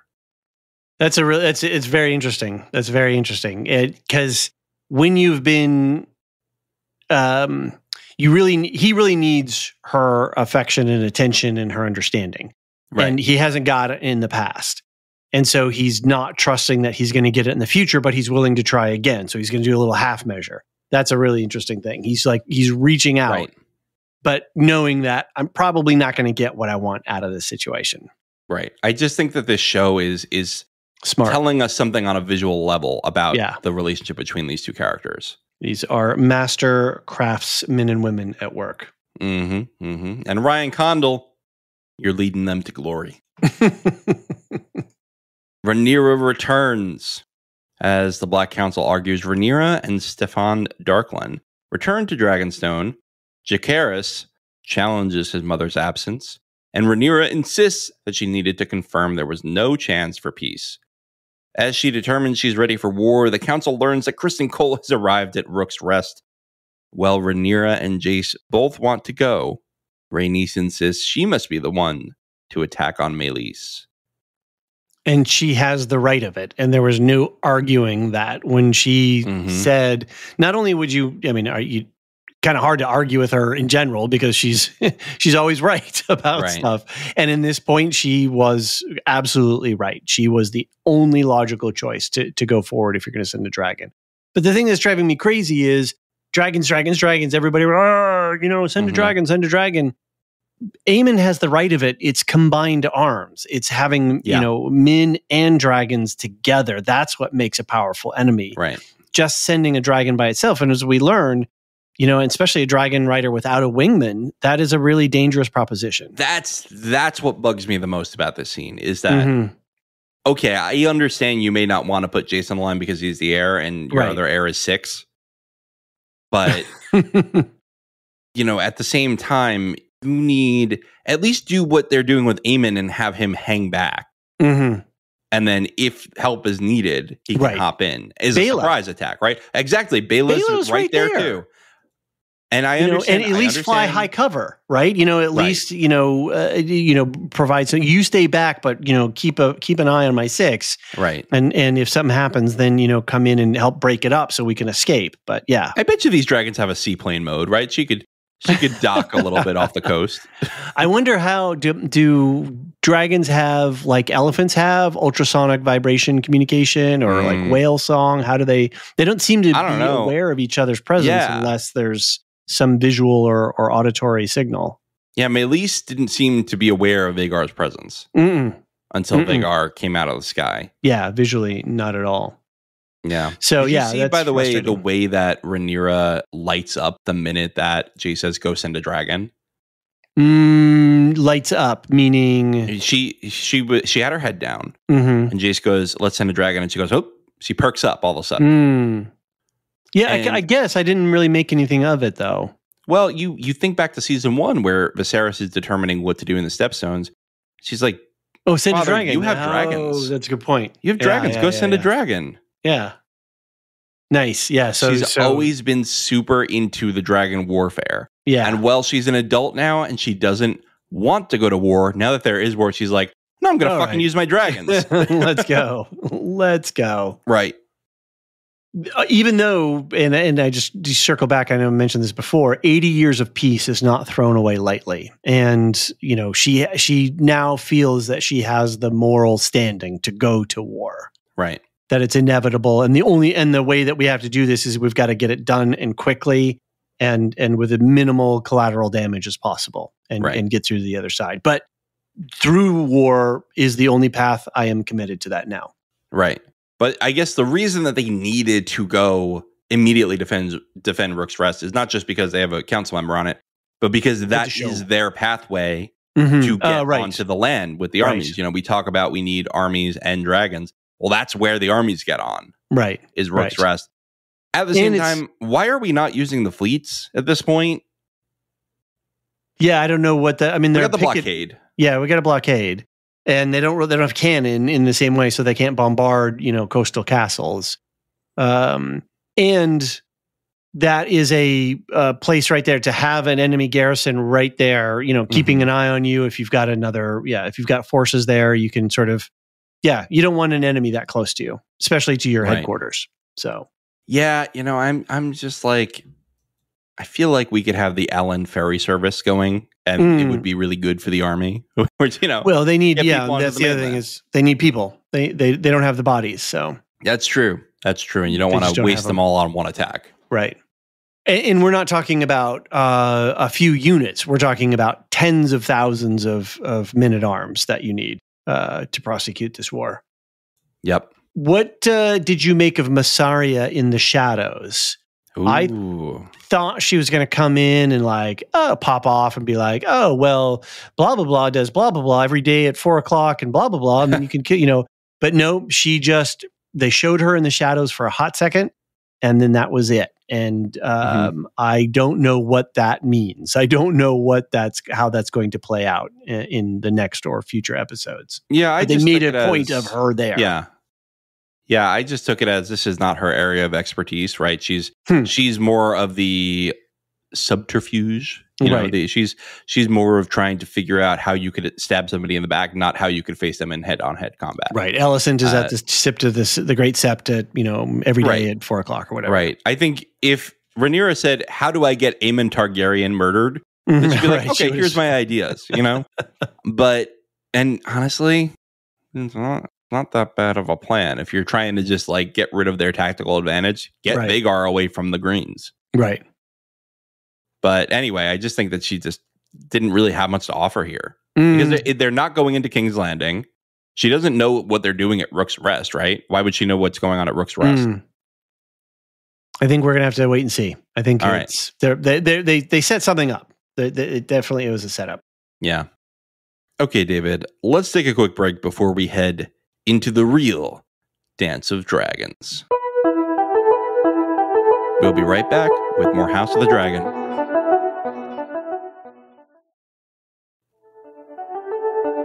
And we're back with more House of the Dragon. A Song of Ice and Fire. Hey, that's the name of the show. Right? That's the name. If you don't know, if you're a casual, we sometimes assume people know everything we're talking about. If you are a casual viewer of the show and you have not gone into the books at all, that is the name of the series that this is based on. This is the world of A Song of Ice and Fire. I clicked something else in the show guide. It's too clickable. As the dragons are ready for the battles with their riders, Rhaenyra takes it upon herself to finally do something she's been putting off and tell Jacaerys about A Song of Ice and Fire, the whole prophecy that was her guiding motivation for seizing the crown. This whole construction of Rhaenyra narrating the Song of the Ice and Fire with the dragons and their troops on the march, it was so good. It was a really great use of voiceover and mirroring. It really ramped up the emotional tension because you could see what's coming, right? You could see that stuff is going to happen. And then, of course, we get the twist with Vhagar. But nonetheless, you're like, oh, Aegon's going to do some stupid shit. Oh, Rhaenyra's going to, or Rhaenys is going to go up and fight him. And stuff is going to happen. It was all great on top of, hey, there's this thing, son, called the Song of Ice and Fire. It's really important that you understand it and why you need to stay alive. Right. Right. And go protect your life because we have to protect the world. I think that's a good way to build the stakes for him. And then all set with the background, the background of this dragon skull in her library, right? And it's sort of looming between the two of them. I don't know what dragon that is, but it's, again, another beautifully silhouetted shot where you've got this nice balance and blocking that's going on. It's a gorgeous, gorgeous scene. Yep. I totally agree. I think that this is one of the most beautiful episodes they've had in a while. I think that they were really doing their job on the wide shots. Yeah, for sure. It was almost Wes Anderson-y, right? The symmetry and everything. A lot of symmetry. Yeah, there was a lot of symmetry in all of these shots. So starting with that shot that I just said, this is basically a whole montage scene. So I just tried to organize it as best as I could. Right. The dragon's ready for battle. Rhaenys readies Meleys for battle as Aegon drinks one more cup of wine, knocks it over, and drunkenly greets Sunfire in the Conqueror's Valyrian steel armor, which again fits horribly. I liked Alicia's comment that Aegon's a cat because he's knocking stuff off the side of the table. Our cat does that. She's like, oh, what is this pencil? Oh, tap, tap, tap, boop. But great foreshadowing again, because I think there was a dragon on the edge of that glass that he knocks over. So also good foreshadowing for things to come. So very, very cool. I loved Sunfire. Aegon was like really happy to see Sunfire, and Sunfire was really happy to see him. And Sunfire's like, "Hey, bro, good to see you." I know, like, it was actually really moving. You. This is the strength of the show, is that Aegon is a vile human being. Yeah, but then you see him as a kid with his pet, and you're like, "Oh, it's so really great when the show can make you feel different ways about the same person." Yeah, absolutely. And same with Meleys and Rhaenyra. It's perfect mirroring, between these two characters that are about to come into conflict. Yep. I really loved, let's go fly girl. The way that Meleys bonds with her dragon is beautiful. Yeah. And then of course you were saying you got motion sickness from the shot of Aegon. I thought of making a GIF, and I was like, no, I'm going to make too many people sick. Yeah, right. Because, he's been drinking, and you're thinking, wow, this guy's a little tipsy. What would it be like to fly intoxicated? Exactly. Not good. And of course, when's the last time we saw a dragon flying over the Red Keep? Dany, and that it sort of gave me vibes of that. They had a couple of overhead shots, and we did lead into this entire series with a shot of a dragon flying over the Red Keep. That was Rhaenyra flying into King's Landing. But yeah, these close-ups of the city definitely feel closer to Game of Thrones at the end. What do you make of all of the? Are you good with all of that, like Dany's eggs and the Song of Ice and Fire and the Cat's Paw and the? I'm fine with it. Yeah. I think they're doing it judiciously. Perfect sense, because it was a dagger of Aegon Targaryen, right? Like that was the whole point. Mm-hmm. Anyway. Yeah, I think they're using it judiciously. They're not giving us member berries just because for like, hey, remember this, kids? Isn't this fun? Right. It makes sense within the story, and I think that's the important thing, is that none of it is egregious. Right. And maybe the eggs were mildly egregious, but it still worked. I don't even think so. I think look, I understand that people would like it to be a little tighter with like these things should look like this and these things should look like that. Mm-hmm. At the same time, I'm just like, it's cool. Yeah. I think you still have your books, guys. Nobody's taking away the books. just let's have the member berries in the show so that people keep watching it, so that we can keep having these shows. Right. We need a balance of member berries. We need a certain amount. Yeah, I am very excited for what is almost certainly going to be a very cutesy show with A Knight of the Seven Kingdoms. I really wonder how they're going to pull that together, and how is it going to be like, what was the Tia Leone show the other year? Where she's the... Oh, Natasha Lyonne, you said? Yeah, did I see Tia? I'm sorry, Natasha Lyonne. The Poker Face you're talking about? Yeah, Poker Face, that was it. I wonder if it's going to be something like that, where there's an overarching story, but each episode is a bit standalone. I really have no idea how they're going to construct this. There's really 3 novellas that are the main story for Dunk and Egg. Mm-hmm. And they're really fun. And there's a really great audiobook that is narrated by the actor who, I can't remember his name, but he played the Game of Thrones Viserys, Daenerys' older brother who gets killed. Oh, right. Yeah. And he reads the audiobooks. He's really great. I wish he would do all of the Game of Thrones books. But really charming story, really fun. It is a buddy cop comedy, right? Nice. This is there's a lot of heart to it, but it is very much more lighthearted than Game of Thrones. Okay. That'll be interesting. It'll be interesting. Yep. We'll be here for it. That's for sure. Day one. Yep. And George recently said he wants to write more stories for it after he finishes Winds of Winter, and everyone's like, when what? Also, we're never going to get a Dream of Spring like that. Let's say we somehow get Winds of Winter, then we're not getting book 7. Yeah. I don't know. I really don't know. I don't know how that's going to happen. All right. Let me ask you. Anyway, let's get. Who do you want to finish the Song of Ice and Fire if George dies and somebody else? There's no way I can answer that question. I don't know enough about the modern day authors and who's writing what. There's no way I can give a credible. Bryan Sanderson?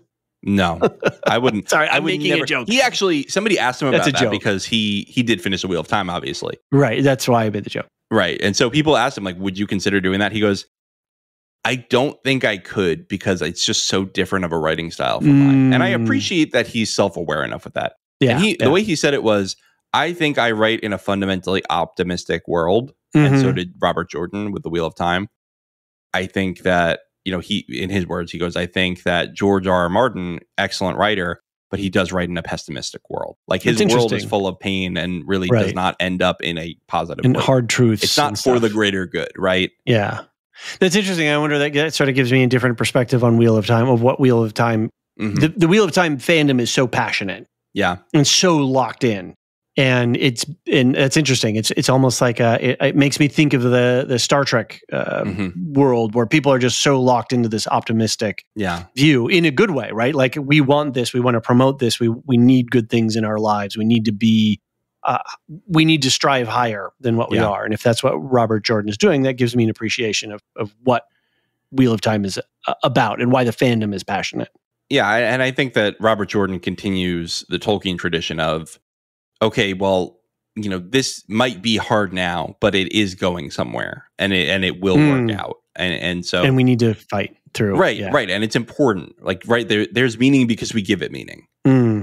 Yeah, interesting. Anyway, well, that's enough Wheel of Timing for tonight. We're here for all the lore, all the lore. We did get somebody wrote in and said, you can just say the wheel we use. We can mix fandoms. Yeah, I like it. Stick a pin in that wheel that's weaving. Waffo. Yeah. Stick a waffo pin in that wheel that's weaving. All right. The Battle of Rook's Rest begins. Oh my God. Oh my God. Stop yourself. I did an awful TikTok. I did something, when you have the Grinch and they're like, the Grinch did an awful thing, an awful, no good, terrible, vile thing. I made a TikTok that was just all the Gen Z and Gen Alpha slang in one, where Alicent's talking about misunderstanding Viserys. Go on our TikTok. It's very funny. Anyway, the point is, the Battle of Rook's Rest begins. Lord Simon Staunton watches as the battle for his seat of power begins. Criston Cole brings an army, sacrificing the newly pledged Darklands to the initial waves of arrows and bait a dragon.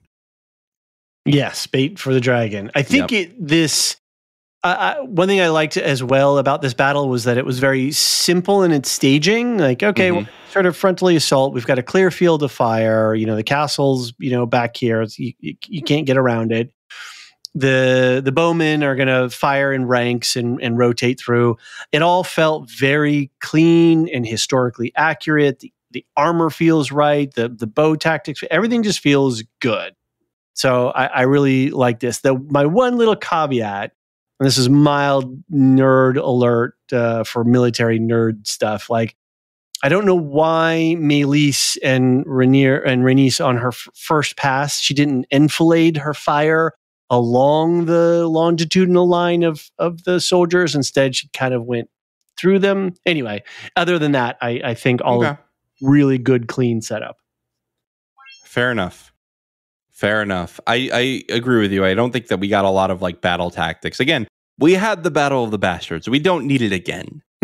Let's focus on the dragon fighting. That's the promise of this show, right? And we heard a lot of, I don't think this happened on our Discord because I feel like our Discord's pretty balanced, but I see a lot of complaints online like, oh, they're not getting to the point. Where's all the action? For me, I would say the action is in the conversations. That's the interesting part. But man, were these some cool dragons? Just cool dragon action, right? And this this episode had it all. It had the conversations, and it had it had people fighting and dragons fighting. Right, it was a perfect episode in that regard. Right, yeah, and it's wonderful that we have this, and I'm just so glad that we finally got to the action, because now I don't have to listen to those people complain anymore. Yeah, but they're just going to complain about something else. You're probably right. But you know what? Let me have this. Let me have this.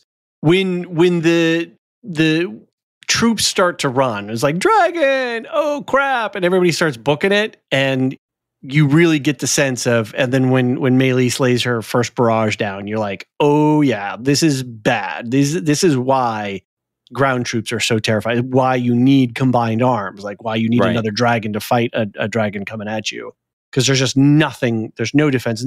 Fine, you can have a bunch of scorpions, but those are huge, heavy things. You need infrastructure to be able to use them. And you're going to get 1 in 5 shots is going to maybe, graze a wing or something like that. Yeah. So yeah, when you see these dudes running, they're running. They sure are. They love it. And Rhaenys loves it too, because she strikes first. She uses melees to decimate the green troops, unknowingly killing mostly Darklands who likely harbored loyalty to Rhaenyra. Yeah, that's an unfortunate thing that she can't see their sigils or know what they are, but they bent the knee. So, this is a fight. They did, they would have died one way or the other. Would you rather die from execution or from dragonfire? What do you think? Probably, oh boy, if it was a direct dragonfire shot, I don't know, and depends on how good an executioner it is. I'll take the dragonfire. It's cooler. Okay. All right. I just don't want to survive the dragonfire. That's what I don't want, because they don't have any burn care units in this world. No, if you have these 3rd degree burns, that's it. That is a bad place to be. Yeah. That's no good. So it's really devastating. Let's just keep going though, because I split these up because they're really distinct visual elements, but there's not a lot of plot here. We've kind of done the whole plot of the episode already. Right. Aegon arrives and to do battle with Rhaenys. He has Sunfire breathe fire at melees, but Rhaenys flies through the flames and attacks Sunfire from below, causing boiling blood to drip from the wounded dragon onto the green armies. I loved seeing these dragons fight, and the kind of the clawing at the chest of Sunfire, and like we really understand why people don't want dragons to fight, because the collateral damage is terrible. And these are huge resources. You've put so much time and effort into training and working with this dragon, feeding it, and to get it like torn up like that in such a quick little, fight, man, that's just brutal. And that's got to hurt. Getting your chest ripped open. Look how much they're like loyal pets. I mean, I'm sorry, but all you people thirsting for dragon fighting, are you also into dog fighting? Are you into dog fighting in the real world? Right, yeah. I'm just kidding. It's a fantasy world. We can have fun. Yeah. But yeah. It's really brutal. Something that my wife brought up, which I wanted to talk about on the podcast, is, do dragons get hurt? And I hope a maester will write in if they know. Do dragons get hurt by the fire of other dragons? Doesn't seem like it, does it? Because they've flown through it. I mean, later when Vhagar torches them both, I think it's Sunfire who's flapping its wings, trying to kind of put the flames out. But that's like because it was wounded, right? I think it was the wounds were kind of bleeding. I think the outer protection is probably fireproof. I would guess that the outer protection is fireproof, fire resistant. Let's say like a sustained burn on an area may, boil skin on the inside. But I'm sure there's some ablative properties of their outer dermis. Well, it's not dermis. What is it? It's denticles. Is it denticles? I don't know what does a dragon have? No, denticles is I don't believe you. Word. I don't believe you, and I won't accept it.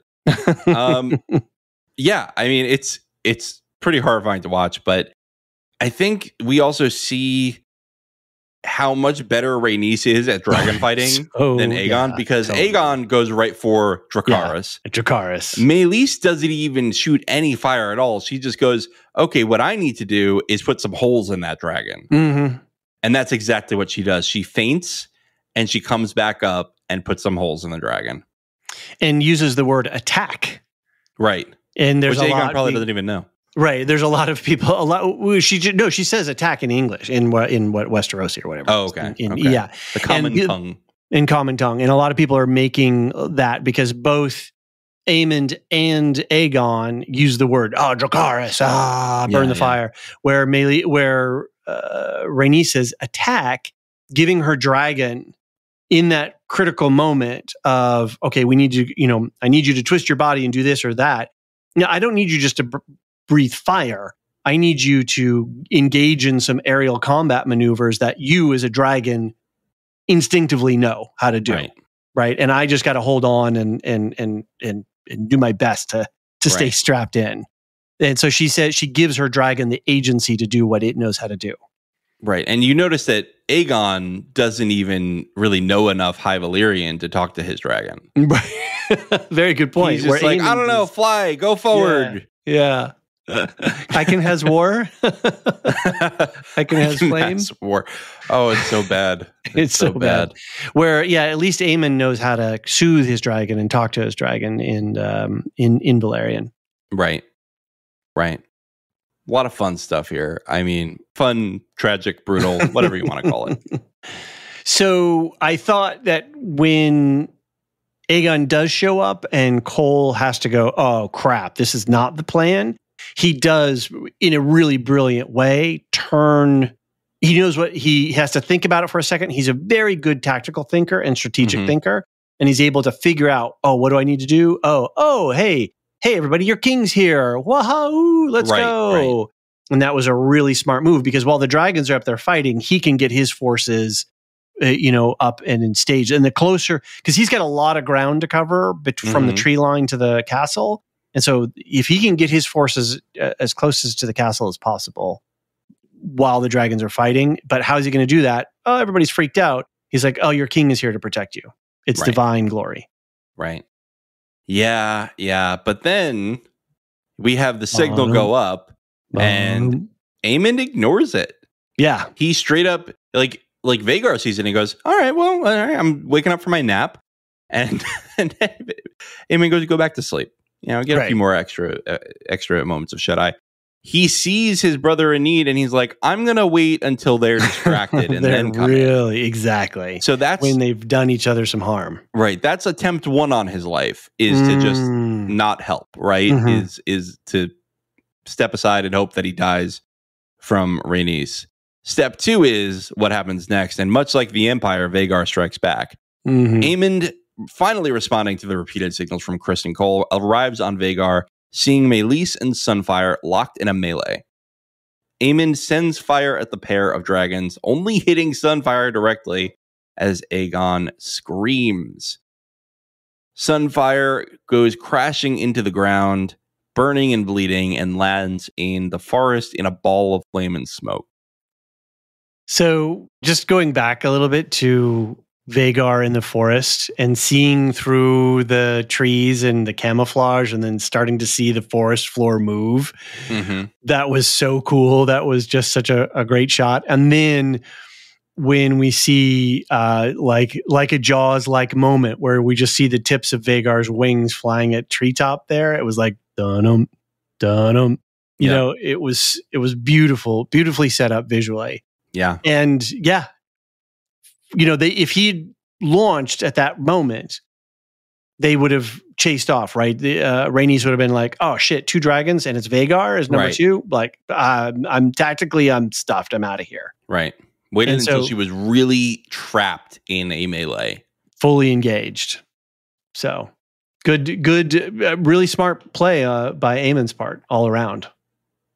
Do you think if Meleys had gone v Vhagar, then based on speed, she could have taken her down if it was just alone and she hadn't had to fight Sunfire first? It's a good question because you've got, as we see, once Vhagar has you in its grips, you're probably not going to get away again. And so you've got to use your speed and maneuverability. And she is a smart enough tactician and experienced enough writer that I think her tactical skill, her ability to fight on Dragonback would have won out at the end of the day. You think so? You think Rhaenys could have beaten Aemon? Yeah, I think so. All right. Because she understands how to use her dragon, and she got complacent in a moment when she didn't look around, and she was like, "Whew, I'm out of here." Yeah. And on, well, I don't know. We're not really there yet. There's a couple of more scenes to talk about, I guess. I do think I'm going to push back a little bit. I think that, Aemon doesn't necessarily have the expertise, and Sunfire doesn't. No, I'm saying, Aemon may not have as much expertise as Rhaenys, although I think he has quite a lot. I think Vhagar is one of the most she helped in the conquest. She is one of the most capable. She lived in Old Valyria for a while. She is one of the most capable dragons around when it comes to fighting dragons. Yeah, it's a question of power and versus speed, right? Because Meleys has speed and Vhagar has power. So right, it's a tough one. Right. I've got another. Oh yeah. We mentioned this before. Just to reiterate it, the importance of having a wingman in aerial, of aerial combat of any kind. Yeah, to help keep you out of these situations.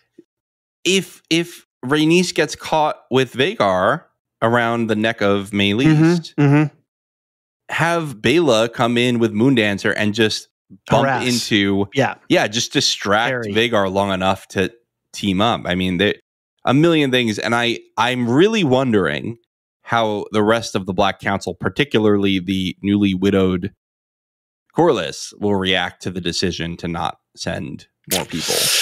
Gonna have consequences, right? Consequences. What's the meme? Right? They're coming. The consequence.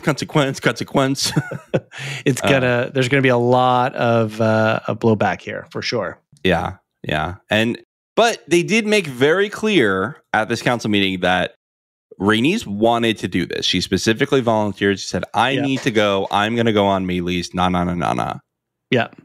Yep. And I think there's some discussion too about was Rhaenys, and this goes into her final scene here. I don't know if you want to read the let's move on. I really believe Rhaenys chooses violence. With Aegon and Sunfire wounded and possibly dead, Rhaenys looks toward Dragonstone and considers making an escape.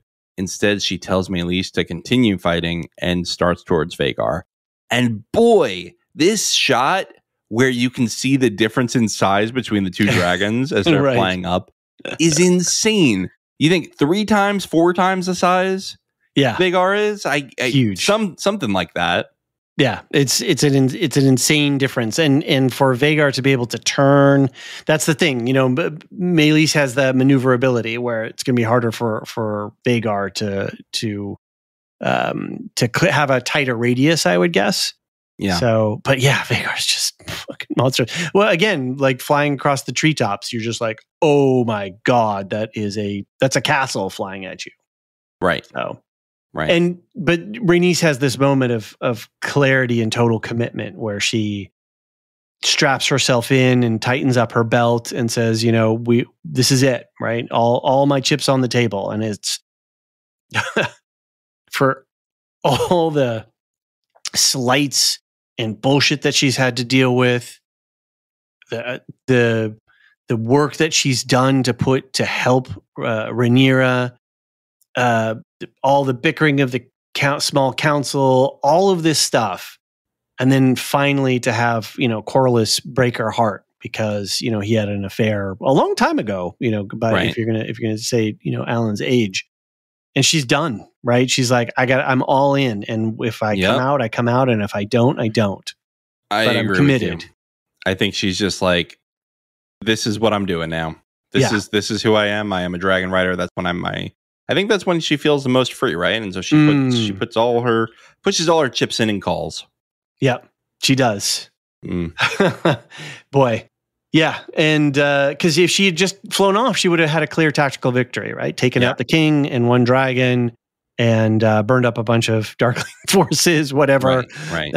But it would have been a successful engagement. Right. I mean, I do think that Cole would have had the nominal victory of the land, taking Rook's Rest, but losing the king. I mean, you see Cole's reaction at the end. It's huge. I mean, we'll see if Aegon's really dead. We have not seen a dead body until they start, in the morgue with him. Until the Silent Sisters take him. Exactly. I'm not going to say he's dead. And no showrunner explanations after the fact. I don't want any Twitters or Instagram posts about, no, he's really dead. Let's, if you wanted us to know he's dead, show it on screen. If not, just shut up about it and let us have fun speculating. Yep. Something else I wanted to comment here too is they foreshadow the Vhagar hit on Meleys coming up from the backside of the castle. Because when she turns and she's coming in low across the water, she flies right up to the base of the castle and then launches vertically up its side face, which is exactly what Vhagar does to her. So it was just a nice little visual foreshadowing, seeding our mind that, this is a potential for, this could happen. So. Right. So Vhagar does, of course, slay Meleys as Rhaenys tries to fly away. Vhagar catches Meleys by the neck and strangles her to death. Rhaenys falls to the ground with her dragon. And look at the way that Rhaenys lets go of the reins and is just like, that's it for me, dog. Yep. It's just that moment of freedom. Yep. Man, let's all just be sad for a minute. Seriously, just like moment of silence. Yep. When Meleys looks back at her and that look of in Meleys's eye, like, I'm being strangled, I'm dying here, and I'm sad, I'm upset, I'm sorry. Yeah, like it's all there. I guess you could read into it because it's a dragon. We don't really know what its emotional internal state is. But it was touching. It was super touching. Yeah. One more scene. Criston Cole avoids getting crispy. He regains consciousness to see a battlefield of dead men and Gwaine Hightower taking the glory of the conquest. He makes his way through the forest to find Aemond holding Aegon's sword. Aegon lays unconscious with his incapacitated dragon Sunfire. Criston Cole kneels in defeat. Beautiful scene of Cole there in the flames and the smoking ruins of the body. Yeah, and even right before that, Aemond with the light shining on his silver hair, right? Yeah. Very, very cool. Very cool. Sheathing the sword and looking at Criston's like, I feel like he was almost daring him, like, you want to say what you think I was going to do? Yeah, exactly. And I guess we should kind of talk about that. What was Aemond doing? I don't think that he was going to administer a coup de grace. No, I don't think so either. I think his sword was, because when he goes, oh, you think I'm doing? No, I'm just sheathing my sword because I'm going down to pick up this dagger. Well, and was it his sword or was he taking Aegon's sword? I couldn't tell. I thought it was his sword. Oh, that's a good point. No, because why would you sheath somebody else's sword in your sheath? That's true. Weird. That's true. I don't know why I'm writing this in the show guide. But you've captured both of these screenshots too, of the light streaming down on Cole and the light streaming down on Aemond. So yeah, absolutely beautiful. There were two moments where there was like a cut to black. Like when Cole blacks out, and then later, I think right after Meleys and Rhaenys crash, and I thought, oh my God, cliffhanger! Like, don't end a cliffhanger on me like that. That's like really cruel. And neither were. They were like fake out black, cut to blacks. So I'm glad that they didn't go that route and that they ended the whole battle on a very very clear, like, we're not going to screw with you and do this, like, will they, won't they kind of, situation. Right. Did you also like Criston grabbing the shoulder of that one soldier, like, hey, let's go find the king? And I got a nice gif of him just crumbling. That's kind of a trope that you see in a lot of war movies of there's a Save It Private Ryan moment where Tom Hanks keeps reaching over to a radio man, and the third time he does it, the guy's dead because he got shot in the head. Yeah. So but they staged it perfectly. Yeah.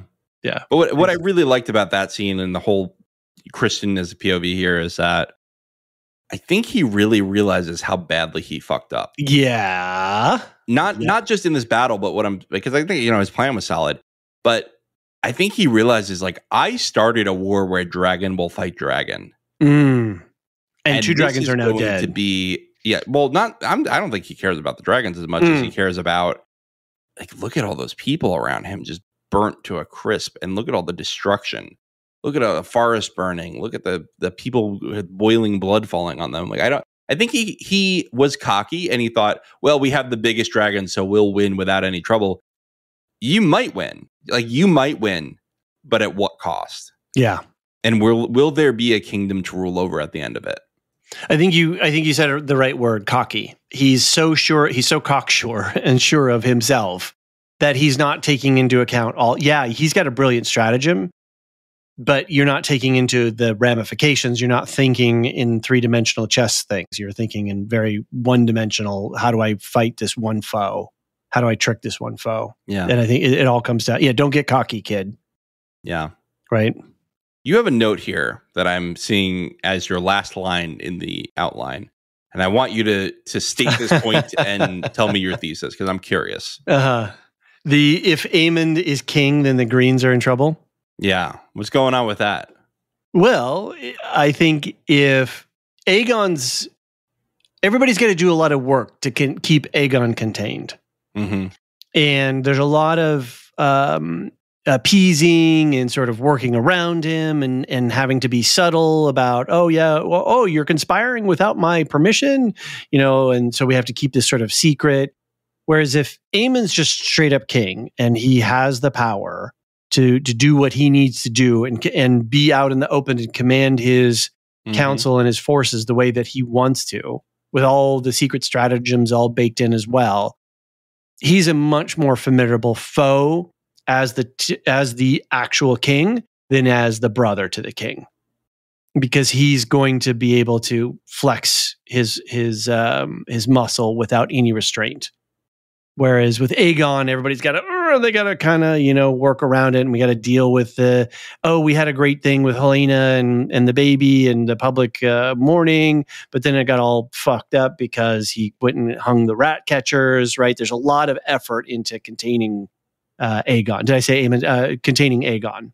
Yeah. Where I think Aemond will have a cleaner utilization of the resources that he has available to him. But do you think that's trouble for the Greens? I guess that's where I'm confused. Yeah, because he's a hell of a lot smarter than Aegon is. And you're saying because Alicent will have zero influence, right? And Otto's gone, right? Yeah. So, all right, I'm picking up what you're putting down there. I think for the kingdom, though, I think actually Aemond would probably be a better king. Yeah, right. I think he's going to be a more rational ruler. Aemond will be ruthless about destroying his enemies, and then he will understand that you don't. You might win the throne with fire and blood, but you don't keep it with fire and blood. Right. And I really do think, I'm not defending him as a good person. I don't think he's a really great guy, but I do think that he understands that you need to play ball a little bit with the common folk. Yeah. Agreed. Yeah. That's why he's a more formidable foe all around. He's much more studied and learned. Yeah. Well, we'll see. We'll see if he's the new king next episode. I like it. I like the ambiguity. I like that we've got a whole long week of, will he, won't he kind of thing. Because they really did leave it ambiguous. This was a binge show. Come on. Get out of here, you binge streamers. I was listening to a gaming podcast one day and they were like, oh, I hate the weekly. I want the binge show. I was like, get out of here. I can't click on your podcast again. Not for us. Not for us. All right, John. Good episode. Good episode. I did not write a weekly schedule yet this week because I've been so busy, but fine. I do have a lot in my head. I know as far as us, House of the Dragon, Alicia did an interview with a vampire episode. Yeah. Check that out. And cross-pod action. Yep. And we are also doing the Acolyte Weekly, so check that out. And don't forget, there will be a feedback episode later in the week. We didn't forget about your emails. Be patient with us and send in more emails if you have them. hotd@thelorehounds.com, and our master of whispering ravens is the hand of the mastering of the pods of the ravens. Nancy M is going to be there organizing all of your feedback. So send it in. Yeah. Let us know. What do you think? Is Aegon dead? Is Sunfire dead? You did not move Sunfire into the deceased category, I noticed on the show. I did not move either of them into the deceased category because we just don't know. We just don't know. Those are some pretty bad wounds, though, and it did fall quite a long ways. Yep. All right. Quickly on affiliates. Yes, that too. Quickly on affiliates. Radioactive Ramblings. I spoke with Aaron. He needs a little bit of time to catch up, so I'm not sure if there's going to be an episode this week, but just be patient with him on that feed. They're covering The Boys Season 4. And I look forward to hearing what they think of it next, even though I'm not super positive on the show this season. And both Woolshift Dust and Properly Howard are not doing anything this week. They are on a break, but I'm sure they'll be back soon with more lovely things for your ear holes. Yeah, Alicia's been pretty busy with Acolyte and her Star Wars Canon podcast. And then, of course, the interview. She is singing the praises of Interview with the Vampire. I know. It makes me want to watch it. Yeah, I just don't have the time. What are we missing here? So I know. Yeah, and I then feel like Alicia is such a good salesperson. Like I feel like she could sell me like a clunker car and be like, this is the greatest car I have ever seen. I'd be like, you're right. You're right, Alicia. That's hilarious. I do know that Anthony is busy with his House of the Dragon coverage. They're doing shorter reaction pods to the episode without going into detail. And then him and Steve, because they have this whole league, what do you call those? Fantasy league thing for it. And then after the season is over, if you're like hungry to watch the season again, they're going to do their reaction episode to episode reaction after the season is over. So if you want to rewatch it, they're going to try to draft in and behind it. Oh, and one more affiliate note before I forget. Rings and Rituals. Rings and Rituals. I'm on it this week. Hey, what an exciting time! I'm going to be talking about the music of Rings of Power with Marilyn Arpakila, our favorite Tolkien scholar, and that is going to wrap her coverage, I believe. So no, they have a feedback episode out. Oh, they have a feedback. Okay, that's great. They do. And then we're gonna restart the airing because we want to lead it into Rings of Power. And we're gonna have her on when we do Rings of Power. So it's gonna be the three of us. Yeah. So that'll be fun. I'm looking forward to that. Alicia has not bailed on Rings of Power yet either. So we'll see. We'll see if we have a 4-person pod for the first time. We'll see. Well, yeah, because we're gonna have one for Severance when that comes around. That's true. That's true. I'll mention the bear. We've got some things we're cooking. The kitchen's cooking. The kitchen is open and cooking, and we've got some Aliens coverage as well coming up for Lorehounds because we've got Alien Romulus coming out. Very nice in the theaters. So I think I'm going to go see it. In theaters. We'll see. I'm excited. I hope so.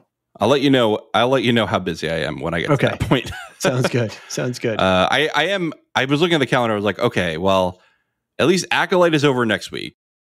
We do have another month of House of the Dragon, so I don't know. I don't know how free I'm really going to be. All right, should we get out of here? Let's get out of here. Give us. Oh, I didn't load up my smooth jazz. You want me to give you? Oh no, yeah. Gotta get some jazz. Get it in there real quick. All right, here I'm going to pause, and nobody's going to even know. All right, David. Well, I forgot to load up the right jazz sound, so you get the ragtime jazz. Oh no! Here you go. All right. Oh, it's rather jaunty. Mm-hmm. To our Discord server boosters. I feel like you should hold on. I feel like you should be doing this in like an old time radio voice. Like, and to our Discord server boosters, you hear? Oh, I can't do that. I think you can do it. I believe. I think it would sound terrible. All right, well, do it however you want to do it. Aaron K, Tiller the Thriller, Dork of the Ninjas. No, I'm way off on the tempo here. Doov 71, Captain Gingy 56, Athena Agilia. This is really weird. This is really hard to do it. You got anything else? All right. I'll get you something else. Let's see what else I got here. We've got Love Dance. That's what I got, guys. While I'm loading this up, I bought a music pack off of Humble Bundle for $20 with all this licensed royalty free music, and now we have all these fun things we can put under. Here we go. Ready? If you're sticking around for this, you're a real fan. I don't know how we ended up here. It's the end of the pod. We can do whatever we want. All right, here we go. I'm just going to do it. Samartian. Oh, these are our lore masters, our top tier subscribers. Thank you all so very much. Samartian, Michael G, Michelle E, David W, Brian P, SC, Peter OH, Bettina W, Adam S, Nancy M, Doov 71, Brian 8063, Frederick H, Sarah L, Gareth C, Eric F, Matthew M, Sarah M, DJ Miwa, Andra B, Kwang Yu, Deadeye Jedi Bob, Nathan T, Alex V, Aaron T, Sub-Zero, Aaron K, Dally V, Mothership 61, Gnarls, Kathy W, Stuart B, and forever last but never least, Adrian. Thank you all so very much. Thank you to everyone who listens. Thank you if you're on the public feed. Thank you if you're a Discord supporter or on our Discord. And thank you to those of you who are able to subscribe. It means a lot to us, and we're having a lot of fun, obviously. Because we can buy silly music packs. Oh, we have fun. All right, everyone. We'll see you next week. Or later in the week for the feedback. Come back. The Lorehounds podcast is produced and published by the Lorehounds. You can send questions and feedback and voicemails at thelorehounds.com/contact. Get early and ad-free access to all Lorehounds podcasts at patreon.com/thelorehounds. Any opinions stated are ours personally and do not reflect the opinion of or belong to any employers or other entities. Thanks for listening.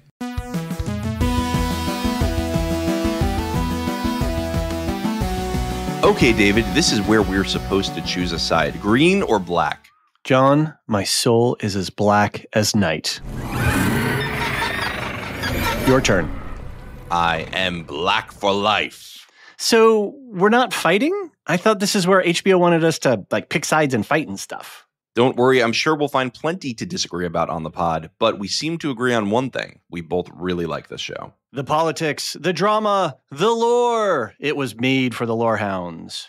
And since we just finished recapping season 1, we couldn't be more ready to defend our Black Queen in the Dance of the Dragons. And with the season pass option in Supercast, listeners can get early ad-free access to each weekly scene-by-scene deep dive, plus our custom show guide with all the characters and connections.